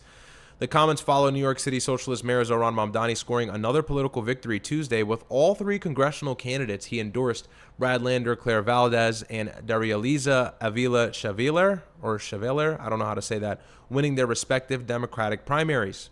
The victories were widely viewed as another sign of Mamdani's growing influence in the Democrat Party and the increasing acceptance of socialism. The socialist victories in several high-profile New York Democratic primaries drew a sharp political contrast that many attendees of Trump's rally told Fox News Digital served as a stark reminder of the direction they fear the country is heading. Rally attendee Jill told Fox News Digital that she traveled to East Germany at the age of 16 when the Berlin Wall was coming down, an experience she now brings into the classroom by showing her students photos from the trip, yada, yada, yada. Talking about the Soviet Union and stuff, and then other people's opinion on socialism. But the biggest thing here is obviously Zohran Mamdani and all of his people that he had sponsored have now won a significant amount of political influence and or legislative power. And we could take another look here. Mamdani just proved his New York takeover is real, sweeping his slate of leftists into House primaries and toppling two sitting Democrats. The mayor's Democratic Socialist Movement ran the table Tuesday. In the Bronx and uptown Manhattan, Mamdani organizer Darieliza Avila Chevalier unseated 10-year incumbent Adriano Espialat, chair of the Congressional Hispanic Caucus. In Brooklyn and Lower Manhattan, ally Brad Lander knocked off Rep. Dan Goldman in a race that turned on Israel policy, and DSA stalwart Claire Valdez captured the open Brooklyn seat in the movement's heartland. The sweep exposes a generational civil war inside the party, with Mamdani's young, further left insurgents beating the unions and machine progressives who used to define New York's left. The winds will ripple straight into the midterms in 2028, with Israel and ties to wealthy donors now the dividing lines. And that's out of the Washington Post with Mario here, posted it on X. And we can see them happy about their victory in this photo here. And, look, this had to do with me and Sneako's conversation as well. I want to highlight something before I even get into the fact of, and really this is everything that I want to say.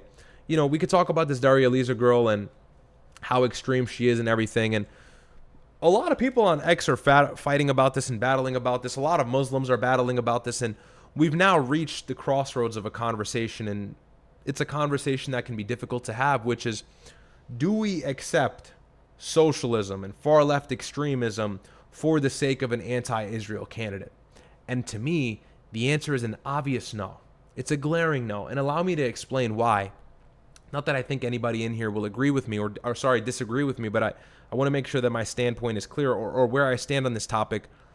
You got to understand, what I see now is that these far left socialists and this DSA party, they are highly influential. They are highly motivated. Nick spoke about this on my brother's show yesterday when he was live. He was saying they mobilize. They get thousands, tens of thousands of people to knock on doors, and they make moves to ensure they can win seats and get people to vote, et cetera, so on and so forth. And so, first of all, it must go without saying, these people have motivation, these people have legitimate presence, and these people smell blood. And whatever is ideal or whatever is convenient for them to weaponize and mask themselves with to continue in their political influence along the road is what they will utilize so long as it suits their culture. So you see them being pro-Islam and they're Muslim, and you see them being pro-America in some sense by resisting Israel, but that's not where it stems from. These people don't like Islam because Islam is this liberal friendly religion. Islam is a rigid conservative religion. We don't support anything that has to do with LGBTQ. That's just a fact of Islamic belief. That's a fact of Islamic theology. And Islamic theology doesn't necessarily coincide with socialism. Yeah, there is some subsidization of certain services, and so you can make that argument, but it is not in tandem or in unison with all this far left, crazy, progressive, socialist ideology. And just think about the people that are winning these seats. This girl, whatever her name is, Darieliza, is an extremist, and she has a history of saying the most insane, unbelievable anti-American things. And her rhetoric has always suited that. And now that she's campaigning and has been campaigning for the last few months, she's pulled back away from it slightly.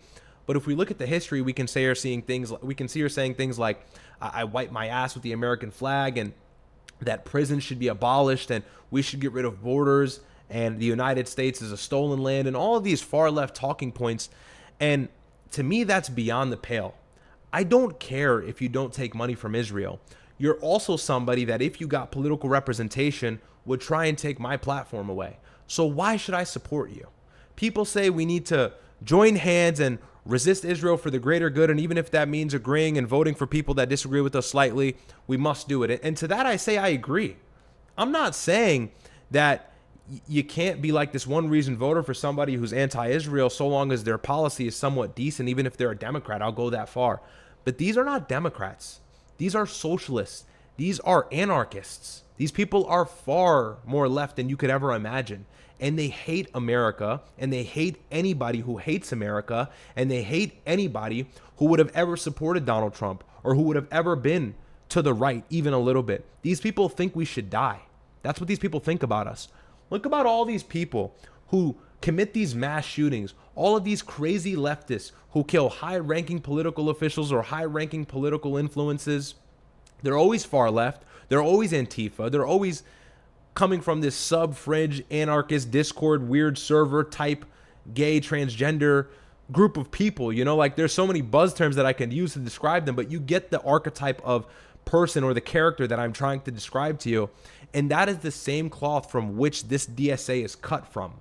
So for us to try and like hold hands with them is something that I cannot get on board with. And this is why I had previously expressed that I'm not going to get on board with Mamdani just because he's Muslim.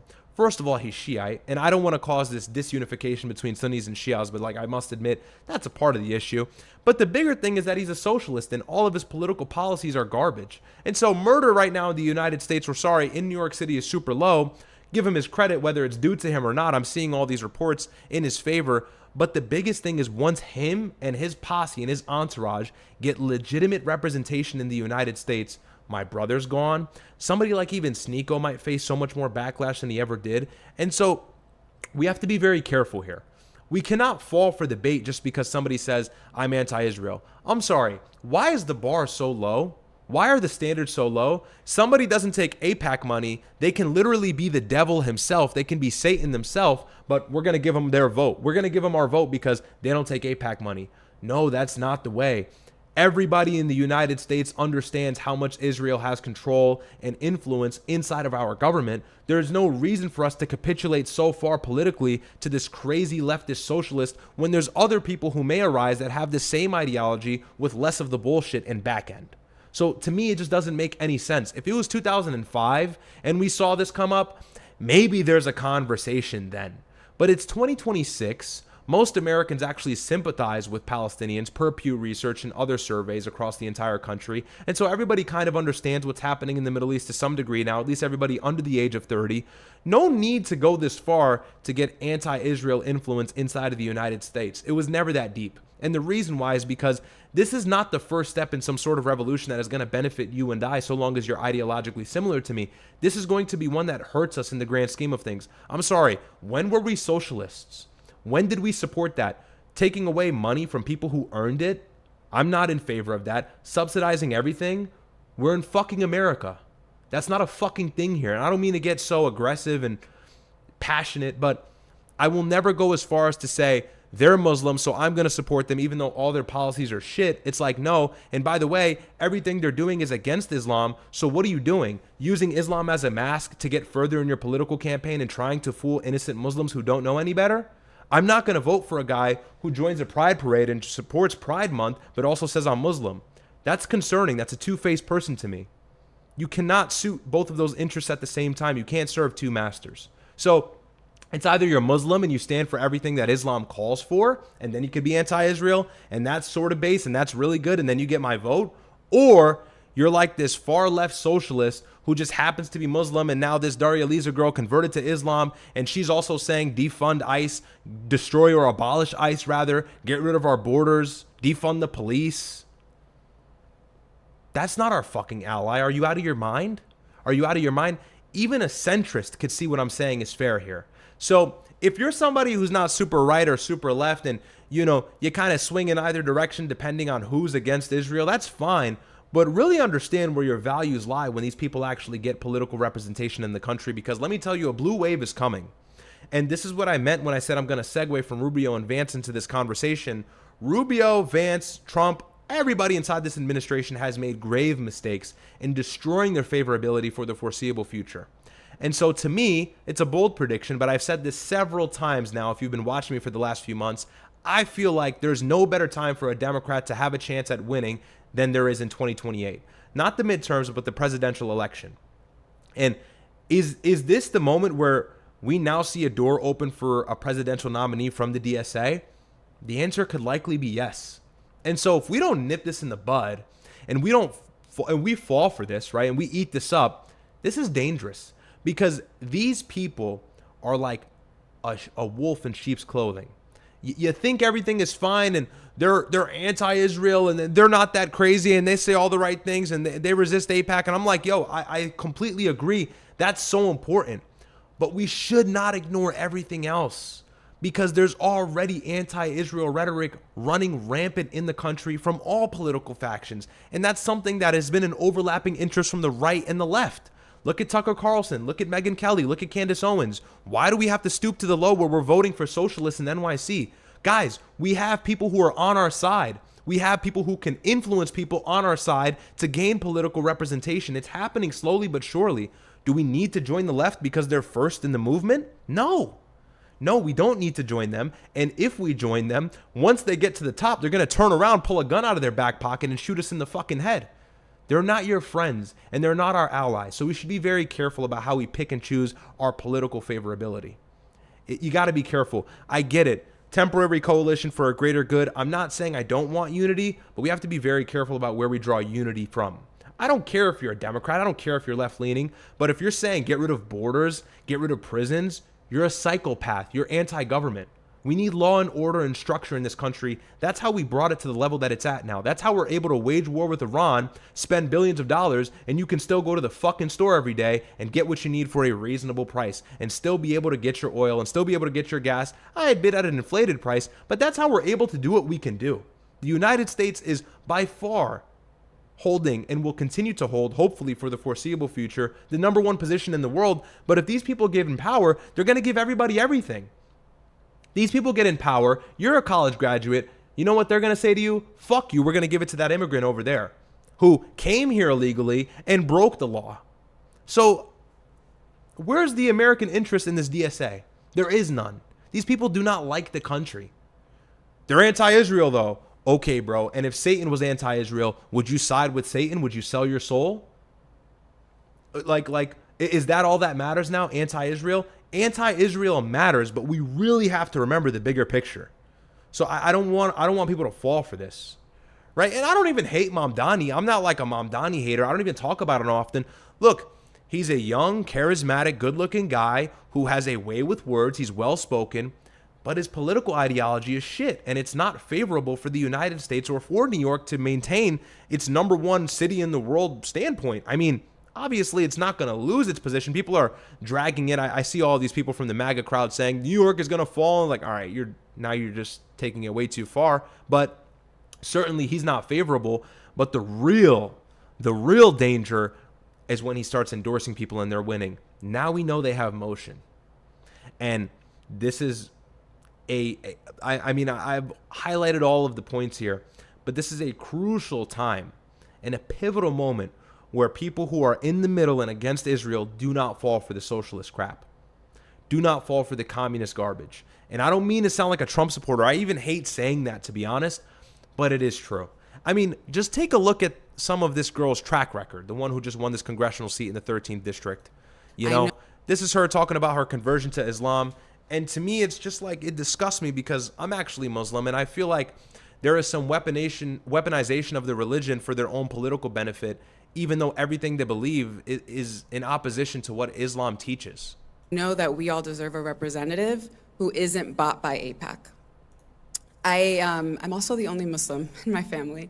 I reverted 3 years ago. Actually, the friend who pushed me to do it asked me, why have you fasted for 4 years and yet you haven't taken your shahada? She's here today, and when she asked me that, I thought, that is a great question. And I thought for myself why I hadn't taken the step yet. But it was seeing how all of my friends who were showing up to organizing, who are Muslim, were showing up in the space, and the grace and love and passion that they had in these spaces of social justice, that really pushed me to join the faith. So, look, if she's legitimate and she has conviction in Islam, may Allah bless her. But it's also like, bro, what are you saying? You know, defund the police. I forgot to get napkins, so I just wiped my hand on the American flag behind me. She tweeted this back in 2019. Do you think she shifted in her political opinions? I mean, this is not somebody that we want to have political legislative power. Again, I have no nuance to add. Fuck Kamala Harris. This bitch is so far left, she doesn't like Kamala Harris. Do you guys understand what we're dealing with here? Like, this is nothing to joke about. So, this is Mamdani's squad. Let's be very careful. Let's be very, very legitimate. Let's make sure we're accurate about what we're talking about here. Let's make sure we're getting our facts straight. This is Mamdani's squad. These are his people. This is who he's sponsoring. This is who he endorses. So I can't support that.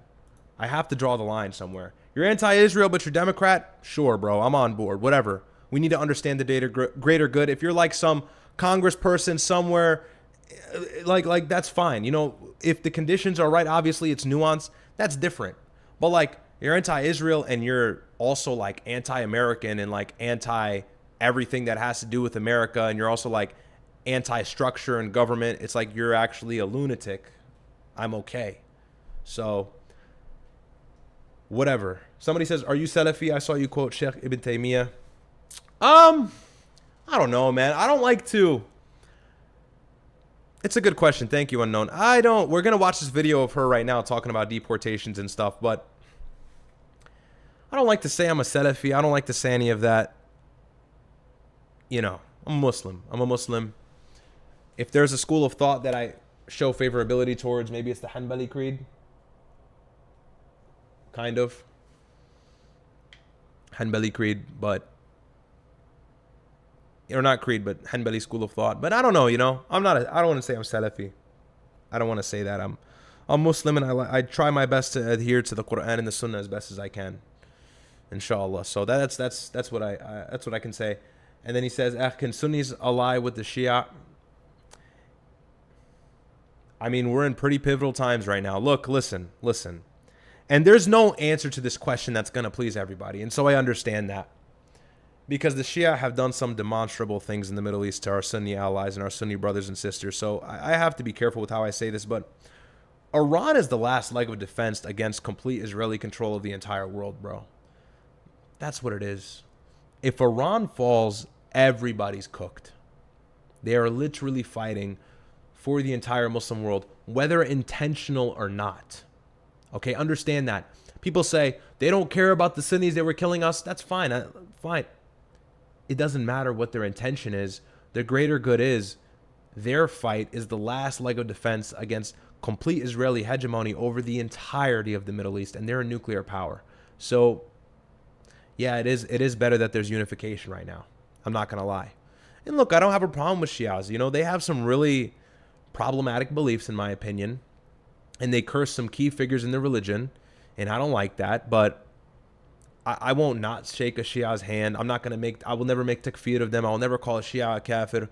Look, I disagree with them, and that's that. I make my jokes, obviously, but, and I understand the history, and I don't want to be insensitive to that. I have Syrian friends who have suffered from Iranian proxies. Seriously, I do. So, I have to be very careful about how I say that because that matters to me.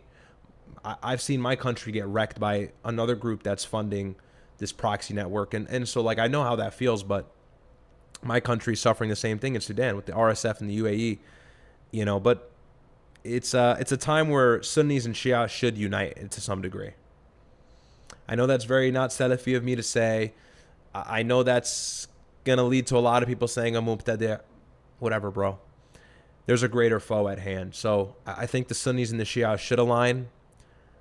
I think there's a lot of reluctance to do that, especially from the Gulf Muslims, because they've been subject to Iranian aggression for a little while now, especially in these last few months and other countries in the Middle East. And I understand that. I'm not going to pull them on the other side because I get their grievances, but I think it is more beneficial if Sunnis and Shias hold hands right now.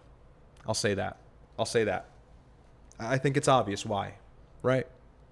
So I know that's not a popular answer, but it is what it is. Thoughts on Muhammad Hijab criticizing Muhammad ibn Abdul Wahhab? I'm not a fan. The whole Wahhabism, this is like such a sectarian, very volatile area of conversation. Look, I don't like demonizing people who follow Muhammad ibn Abdul Wahhab. I don't think that their aqidah is skewed or destroyed. But I think there is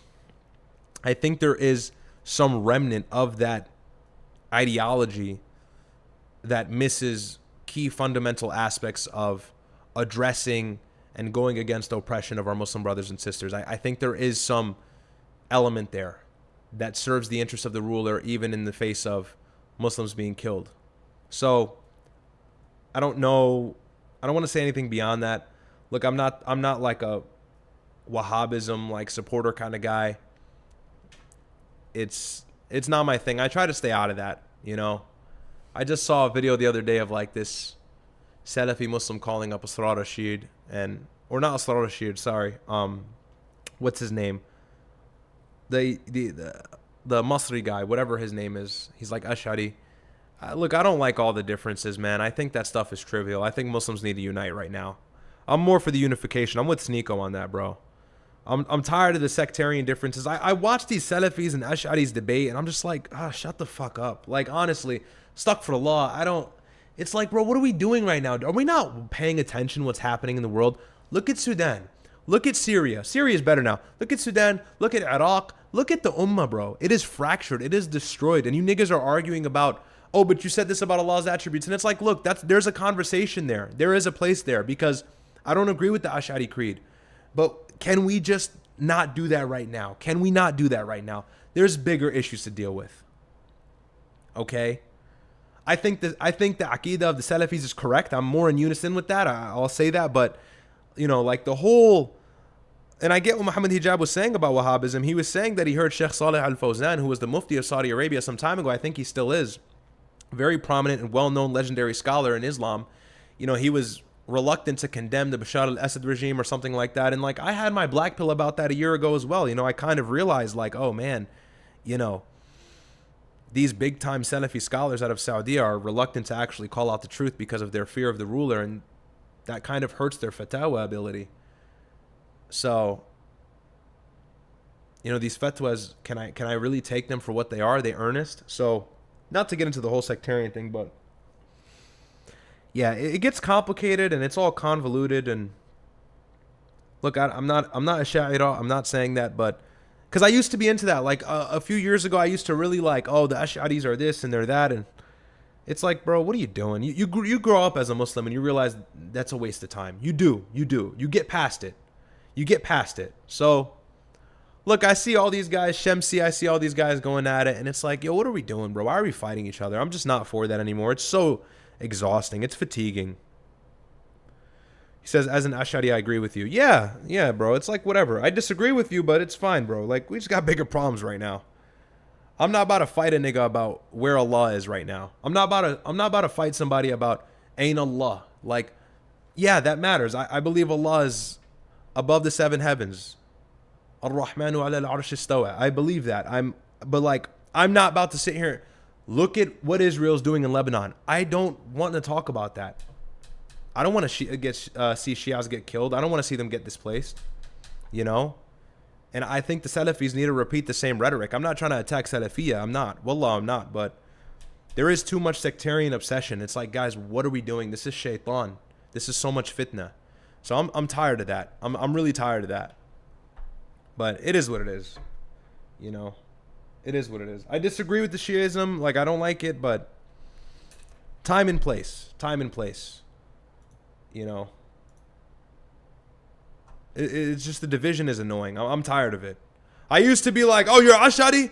Oh, what do you think about? What do you think about? And it's like, dude, who cares, bro? Who cares, bro? Who cares? So silly to me. Anyways, let's see. Relevant to the race. The first is all deportation is wrong. Now, in Congress, obviously, that comes with a lot of questions about immigration enforcement. And even as Democrats might agree with calls that you have shared to things like abolish ICE, I don't know if they're necessarily there on things like all deportation is wrong. Is that something you still believe? That phrase, yes. I still. All right, so what are we dealing with? All deportation is wrong. So somebody comes into the country illegally. We remove them legally, but that's wrong. This is who's in Congress now, just so you understand. This is the coalition I'm supposed to join. I'm okay. Oh, but she's anti-Israel. So are the next 30 fucking Democrats and Republicans who are going to run as well. Let's wait for them. I think we can wait. Israel's controlled the United States for like 1 million years. I think we have a little bit more time. We can wait. We can wait. I don't see this as liberating Muslims, bro. There's nothing Islamic about this. I don't see this as liberating Muslim. You are walking in the pride parade. Do you think for a moment that Allah subhanahu wa ta'ala, do you think that God will support you in your efforts as a political person, in your efforts as a political influence, as a governor, as a congresswoman, as a congressman, as a senator? Do you think Allah will aid you when you're supporting the pride parade in New York City? Do you think Allah is then going to give you victory? No, he won't. And he will punish you for misrepresenting Islam. Islam does not mean capitulate to everybody else just for the greater good of what? Saving the Ummah. You can save the Ummah without doing that. They're not mutually exclusive. You can say, hey, I don't support that, but hey, I also don't support Israel. Neither is contingent upon one another. So this is unnecessary baggage. We don't have to. Look, I'm not for it. I still believe that all deportations are wrong. And Even if we're talking about illegal entry to the country or someone who may have committed a crime? so when we're talking about things like illegal entry, or we're actually talking about administrative laws, right? We're not talking about criminal law. Let me concede the question of people. Who cares? It's still law. I've heard that response so many times. It's admin law. People who have not committed a crime, because I think that that's not really the question at hand. Like, if we're saying all deportation is wrong, though, that would seem to also include people who were convicted of breaking U.S. criminal law. Is the deportation of those people wrong? Yes, and the reason I say that is because we have a criminal system. It is imperfect, but it exists, and it is. It is imperfect. I mean, what does she mean by that?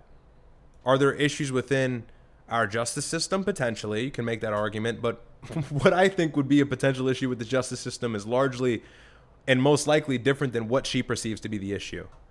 Like, what are we talking about? One, that if we accept as the process by which we want to engage with these issues, right, the issues of harm, issues of criminality, what have you, then we need to make sure that it is one that isn't also discriminatory on the basis of where people were born, right? To subject someone who has committed a crime to both a criminal system and then additionally to an immigration system that also detains them in the very same facilities that people who are convicted of criminal convictions are also held, right?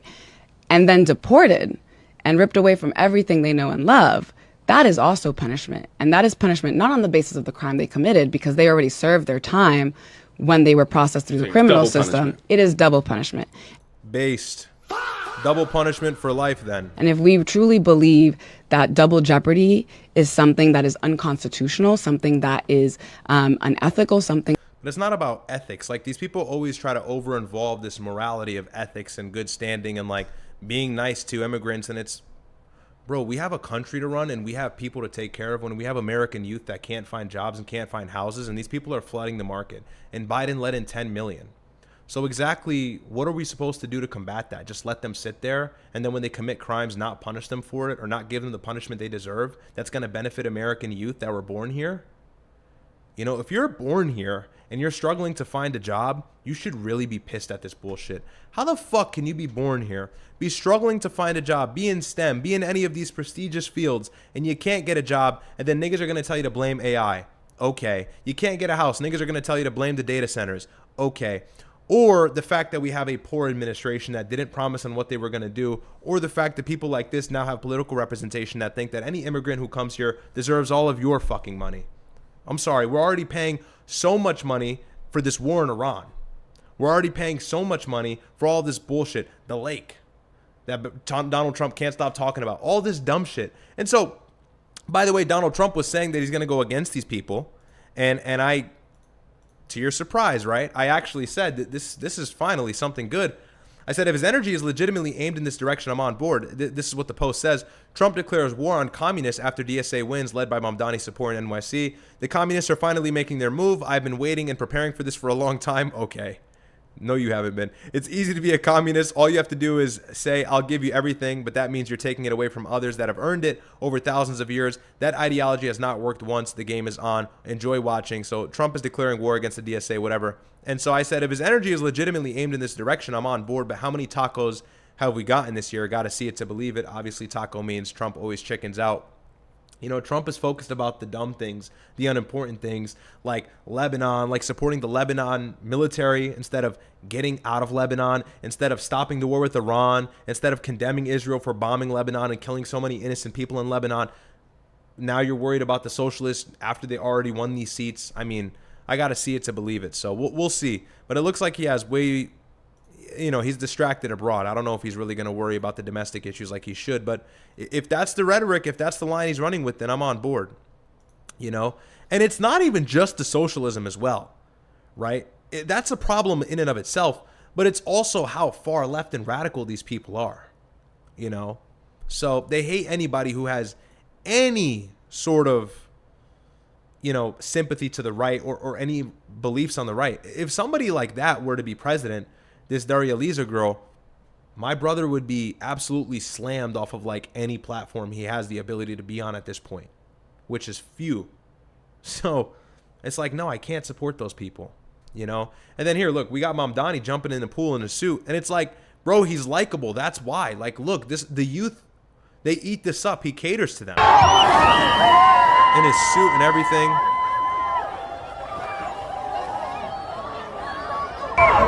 I've always laid out the play. I've said this guy is likable. He's charismatic. He's always smiling. He's funny. He does good ads. He's super likable. And it's like everybody on the right is so mad that these guys are winning so much representation, but they're mobilizing. They're knocking on doors. They're making the difference. They're doing what you're supposed to do to win political power. And most importantly, they're likable. So say what you want, but we should take a page out of their book if we want to win some seats, if we want to win being governor anywhere. We should take a page out of their book. And look, it's hard to do it when the GOP is as strong as they are, like a situation of Byron Donalds and James Fishback. We'll see what happens, but it's going to be tough for Fishback to win in Florida. But, you know, he's on the right track, and that's the first step. So it is what it is, but, you know, hopefully that monologue is clear. I know a lot of people are going to bitch and moan about it. I don't give a fuck. I'm tired of the bitching and moaning. You know, oh, you know, but the you know, Riyadh, but they're Muslim. It's like, bro, don't miss the bigger picture. Don't miss the bigger picture here. You know. Let's see. Got a couple chats here. ZZ Shake says, looking like $1 million. Thank you. Appreciate it for the 10. I'm looking good, right? Not bad. Got the lighting set up. I'm looking a little darker these days, but it's okay. Got the lighting set up. Got the backdrop. It's kind of oversaturated with light right now, but I don't know how to fix it. Beto says, thoughts on Nick Matau. Oh, Nick Matau. Would you do your own debate with him? Yeah, I would debate him. I saw him debate my brother. I thought he debated in bad faith and he got smoked, but obviously all the Zios flooded the comments. Unknown says, back in the days, I'm 17, LOL. I would verbally beef with the Atharis, but bro, wallahi, we need to unite. This is all division. Wallah, bro. Bro, I see people who are like at speaker's corner and shit, and I'm like, you niggas are goyim. Like, what are you doing? Whatever, Muslims and Christians debating, that's one thing, but like Muslim on Muslim debate, it's like, bro, I get it, bro. I don't like what the Shias believe. I don't agree with Asha'ira. I don't agree with a lot of these Sufis, but like, nigga, like, not time and place, bro. The Ummah is under attack and Israel is winning. Hey, Israel's winning. And you niggas are over here talking about, ain't Allah. It's like, bro, ain't al-aql, bro. Where's your brain, bro? Bro, where's your brain? Iran is being devastated by U.S. and Israeli strikes right now. They're kind of winning, thankfully. Lebanon is being destroyed. Our brothers and sisters in Gaza, in Gaza, in Palestine, in the West Bank, they're all being destroyed. And all you niggas have to talk about is sectarian differences from years and years of debate from prestigious scholars, I'd add. Like, these have been debates that have lasted for decades. These are not new debates. I told you where I stand. I'm Athari, I'm Hanbali, but I'm not about to just entertain. This is goy slop, goy behavior. I'm not doing it, you know? And honestly, I can say the same thing for the Sunni Shia problem as well. Enough of that. Enough of that. So, you know, it's like if the United States was getting bombed because the United States is like Protestant, right? And then like some Catholic country in South America that had military power was saying, you know, we're not, or you know what, it's like two Christian countries, one Protestant, one Catholic, and the Protestant one refuses to help the Catholic one when they're oppressed just because of the fact that they don't believe the same things about Mary or whatever. It's like, bro, let's set that aside for now, please. Just to explain it for the Christians who don't know what I'm talking about, because I'm talking about these deeply vague Islamic sub-arguments, but not vague, but these like sub-arguments of Islam that only Muslims who get into theology and, you know, apologetics would be aware of or privy to. But it's just so nauseating. So yeah, I'm not for that. It gets so tiring after a while, but it is what it is. It is what it is. It is what it is. So anyways, that's really it. I think that's it, right? That's all I had to say. That's all I had to say. That's it for the news for today. Let's see. Any other chats? No. Yeah, so shout out to all you guys who are here. I know it's a daytime stream, a little bit kind of out of nowhere. But regardless, we gotta push the content out. I know there's a lot of pressing news, and my brother's going to be live tonight. I won't be able to join him, so I wanted to fire up stream now. But God bless all of you guys. Really had a fun time on stream today. I should be live tomorrow with my brother, so look out for that. Hopefully, no promises made as his schedule is always changing, but that's the move for now, and we'll see what happens. But yeah, follow me on X if you have not already. This is the X profile. It's Riyadh's Report. I'm always on here cooking. You know. Abolish air conditioning in the gym. More jets to Turkey and Iran. Free Gaza. Free Sudan. You know, I'm cooking on X, you know, good stuff here. And sometimes I just tweet based on what's on my mind, you know? Like here I said wishing your girl happy birthday on Instagram is crazy work. You know, but you know, so follow me on there. And then also follow me on Instagram. Let me go ahead and pull that up here. Follow the clips page. We got our clippers working hard, Halimi and Brett. Shout out to you guys pumping out clips. And then this is the personal Instagram as well. Where is it? Hang on. Go ahead and get that pulled up too. This is the personal Instagram if you want to follow that. I'm not really posting anything streaming related on here like that, so but give a follow. Absolutely mogging. Know what I mean? We're ascending the wardrobe, we're ascending the upper chest. The hair, we're switching up the haircut. Nah, but anyways, that's the news, people. Hopefully you enjoyed it. Let's see. Got some more chats here. Is daytime stream might be a thing going forward? Potentially on the weekends, I might start doing daytime. Do you guys like it? Do you guys like the daytime stream? Let me know in the chat. If you like these streams, I'll do them in the daytime. I won't do them at night. I just have way higher view. Bro, at night on Saturdays, I have like 1,000 viewers. Right now, we have half of that. So I don't think people like it as much. But if you guys like it, I'll continue to do it. I just don't see the numbers. Unknown says, react to Muhammad Hijab and Sneeko. Okay, fine. Let me pull that up. Because I wanted to react to that. Let's see. And, you know, I've been liking Muhammad Hijab lately. He's been pretty good.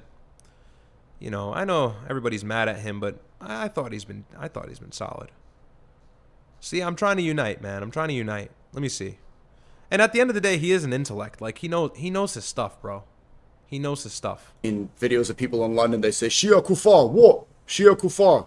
Is this true, or can there be some sort of unity, and can we look away at our differences? The idea that Shia are kuffar is a radical, fringe, and unacceptable view in Islam. Okay. If you look at 1,400 years of Islamic Sunni scholarship, no one had that view but a few people. And one of those people was Muhammad ibn Abdul Wahhab and his followers. Okay, they believed that. That's why in the year 1818, okay, they went into Karbala, and then they killed Shiites in Iraq and all this kind of things. And Sneeko. Did y'all just see him beat his chest? He's always doing this when he's interviewing people. He like just does some subtle shit for his stream. It's like, bro, focus. Drawing a yarmulke on my head and shit, like, bro.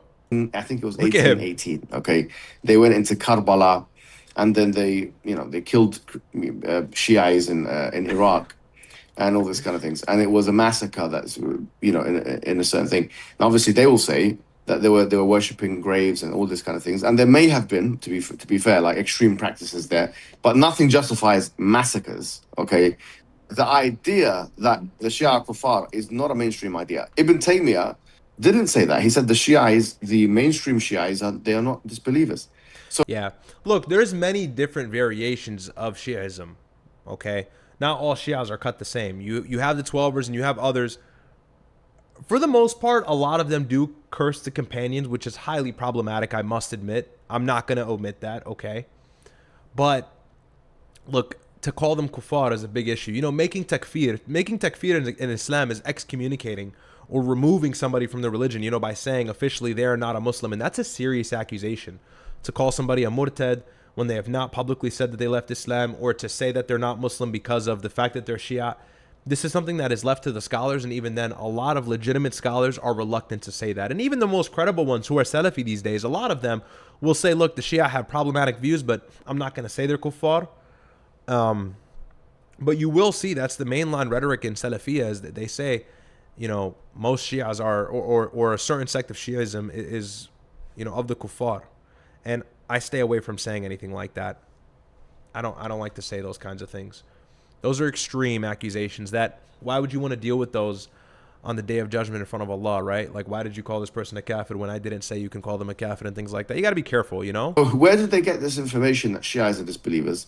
This is a fringe and extreme and isolated view that only some people in the last 200-300 years of Islam, who had also made takfir of Sufis, by the way, and the Ottomans, these are the same people. Yeah, that's another thing too. It's like, bro, the Ottoman Empire took over the world. Are they kuffar? Like, you got to be careful with that, you know? And I think somebody asked a question like that to a prominent Kuwaiti scholar who is pretty much like Hanbali Athari, I believe. I'm not sure if he's Hanbali, but I know he's very rigid and close to Salafiyya. Although I don't know if he claims it. Uthman al-Khamis, a Kuwaiti scholar. Somebody asked him something similar to that about the Ottoman Empire. And he said, like, he didn't even get into that. He was like, look, the Ottomans had their mistakes, but they did a lot for Islam, and may Allah have mercy on them. And that's the answer, right? Look, we don't agree with building the graves this high, okay? Like, no, we don't agree with that. But there's nuance in this religion when it comes to interpretation, and sometimes people get it wrong. Khalas, it's done, you know? People that are saying that the Shiites are disbelievers, they were saying the Ottomans are disbelievers.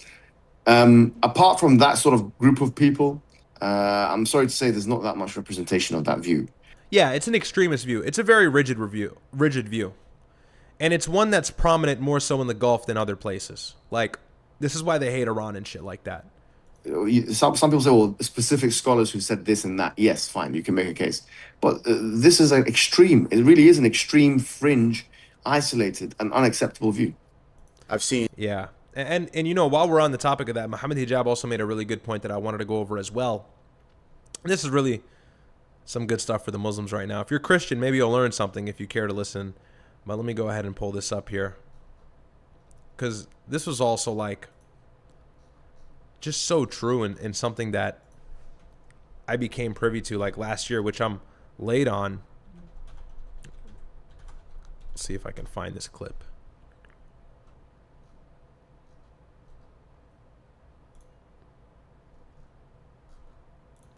Sheikh Salah Al-Fawzan in my early 20s. I used to follow him. That's this clip. You know, let's see if I can find it. One moment. One moment while I pull it up. I know I commented on it. Give me a second. Give me one moment, people. And I see a chat in there. I'll read your chat in a moment. Okay, so it's right here. So Muhammad Hijab spoke about, you know, what exposed him to the truth on these Saudi scholars, Salih Al-Fawzan being one of them. And I said this, you know, I said I had this realization last year. So let's see what he says. And I'll speed it up a little bit because this is a longer clip. Let's go ahead and bring this to 1.5. I used to follow him. I've got his Sharh of Zayd al-Mustaqna at home. He's actually got a very good Sharh of Zayd al-Mustaqna. It's nice, it's easy to read, and his fatwas on Hanbali fiqh were not bad. However, I started realizing a couple of things. I used to watch his fatwa programs every day, you know, every other day, right? And there was a point where I just kind of, I'll be honest, became disillusioned. And I'll tell you what happened. The point was, and it was to do with politics, unfortunately, right? Yes, I know Muhammad Hijab is not a scholar. Okay, I see somebody saying that in the chat. Obviously, and just at the outset, I want to make sure I mention here, I will never say anything bad about Sheikh Salih Al-Fawzan or any prominent scholar. That's not. I'm not here to do that.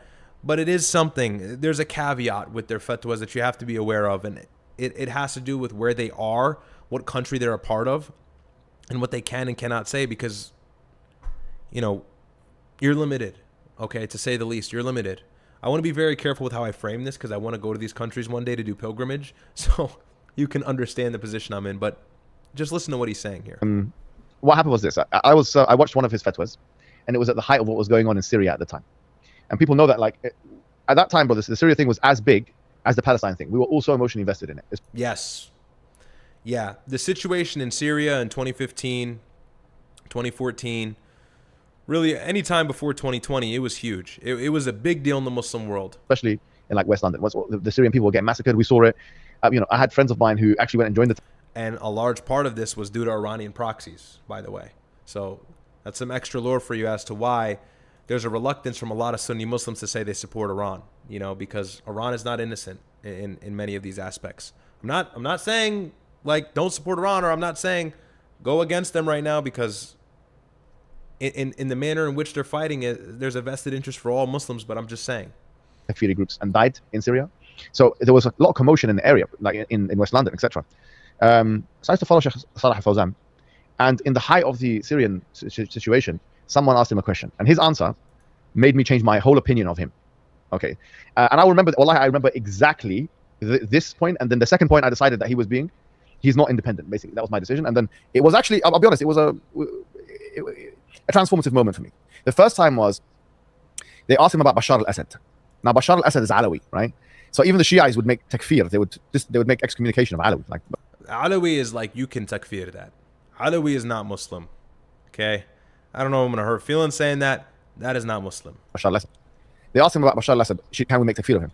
And then Salih Al-Fawzan, Sheikh Salih, he said, we can't make takfir of. Takfir is a big matter.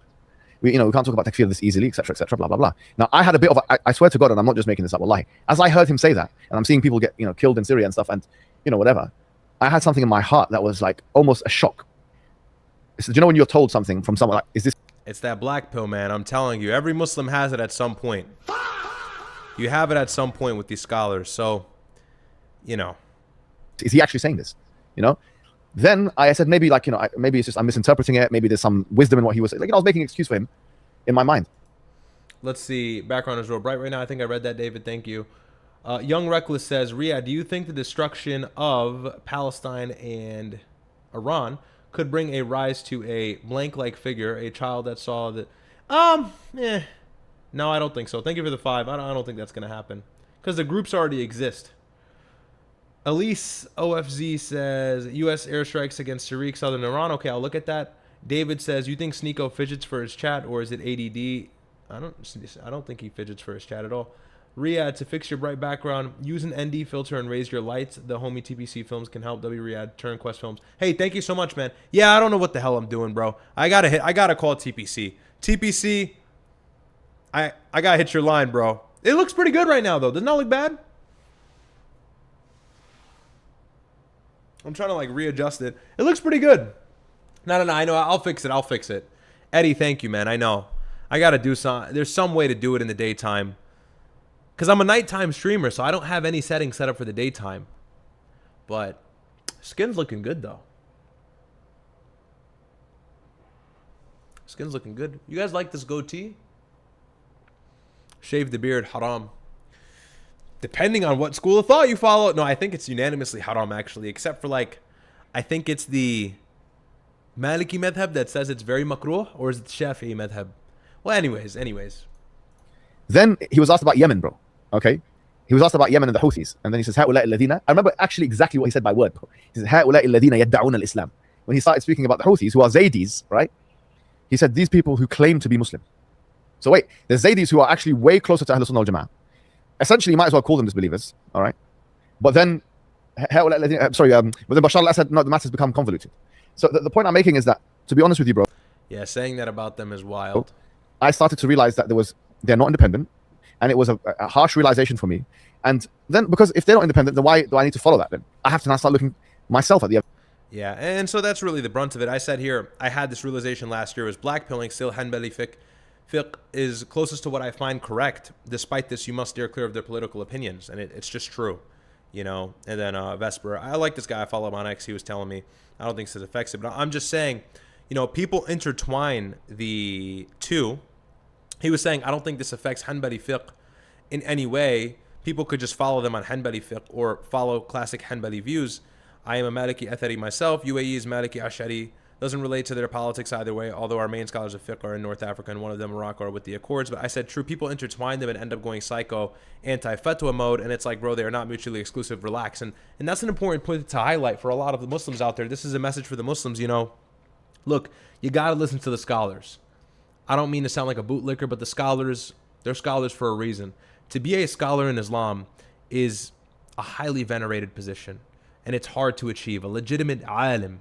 And so you have to understand that their perception and their fatwa and what they're saying in regards to the religion and fiqh and usul and all these things, this is probably what's closest to the truth, and this is the best and most concise, cohesive answers that you're going to get on anything you're curious about, with all the evidence behind it and the understanding of the hadith, of the Quran, of the Sunnah, and everything else in between. However, when it comes to the current political situation in the world that we look at now, in this multipolar Muslim world, in this multipolar world where Israel has control in the Middle East, and what they're doing to our brothers and sisters, Shia or Sunni, what they're doing to Muslims as a whole, we have to be careful with what they're saying, because they don't actually have the freedom to say exactly what they think is right always. And that is because these people are threatened with jail. These people are threatened with losing their position and losing their platform to give these fatwas. And so you have to think about it as a scholar.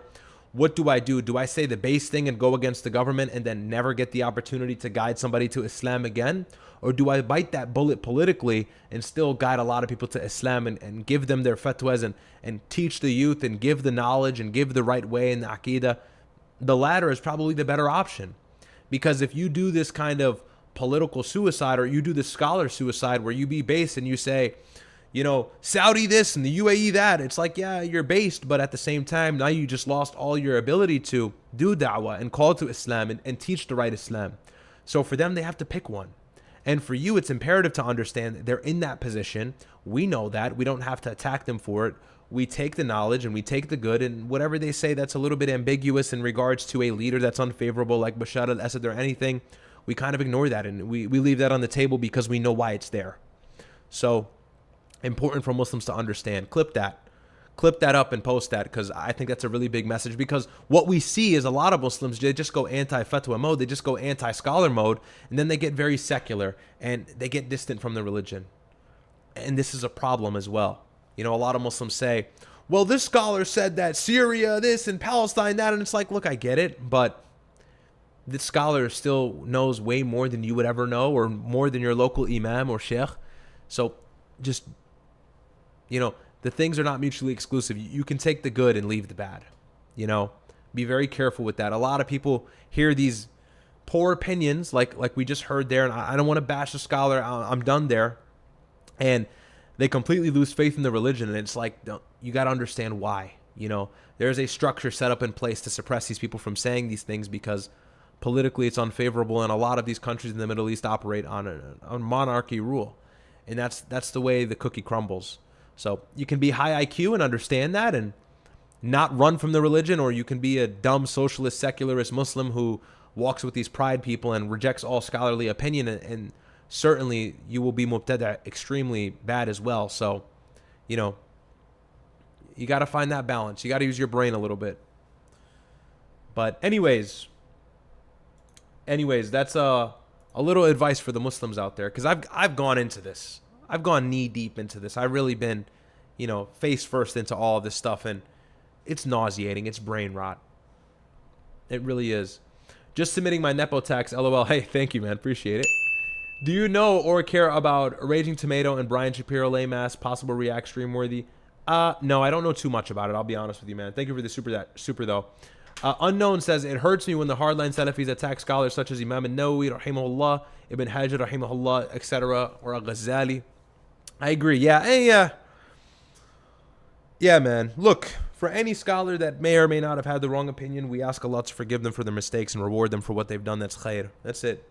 Qul ameen. That's it, man. Anyways, guys, that's really it for me. A little bit of some deep Muslim lore at the end. Hopefully you learned something if you're a non-Muslim. But we keep it to the news, but these are important things I want to address because there is a political side to all of this and a political face that must be spoken about. I won't omit it. So I've been wanting to talk about that for a while. I'm glad I got that off my chest. So clip that up. But anyways, love all of you guys. I'll be back here hopefully tomorrow with Myron Gaines, hopefully. We'll see. But regardless, until the next time, it'll be a nighttime stream. But I'll do some polls. I'll figure out if I'll continue doing night or day and see where that goes. But love all of you guys. Really appreciate the support. And that's all the chats. Follow me on X. Follow me on Instagram. Links are always in all the descriptions and in the YouTube bio. And God bless. Hope you guys have a great rest of your day. Peace.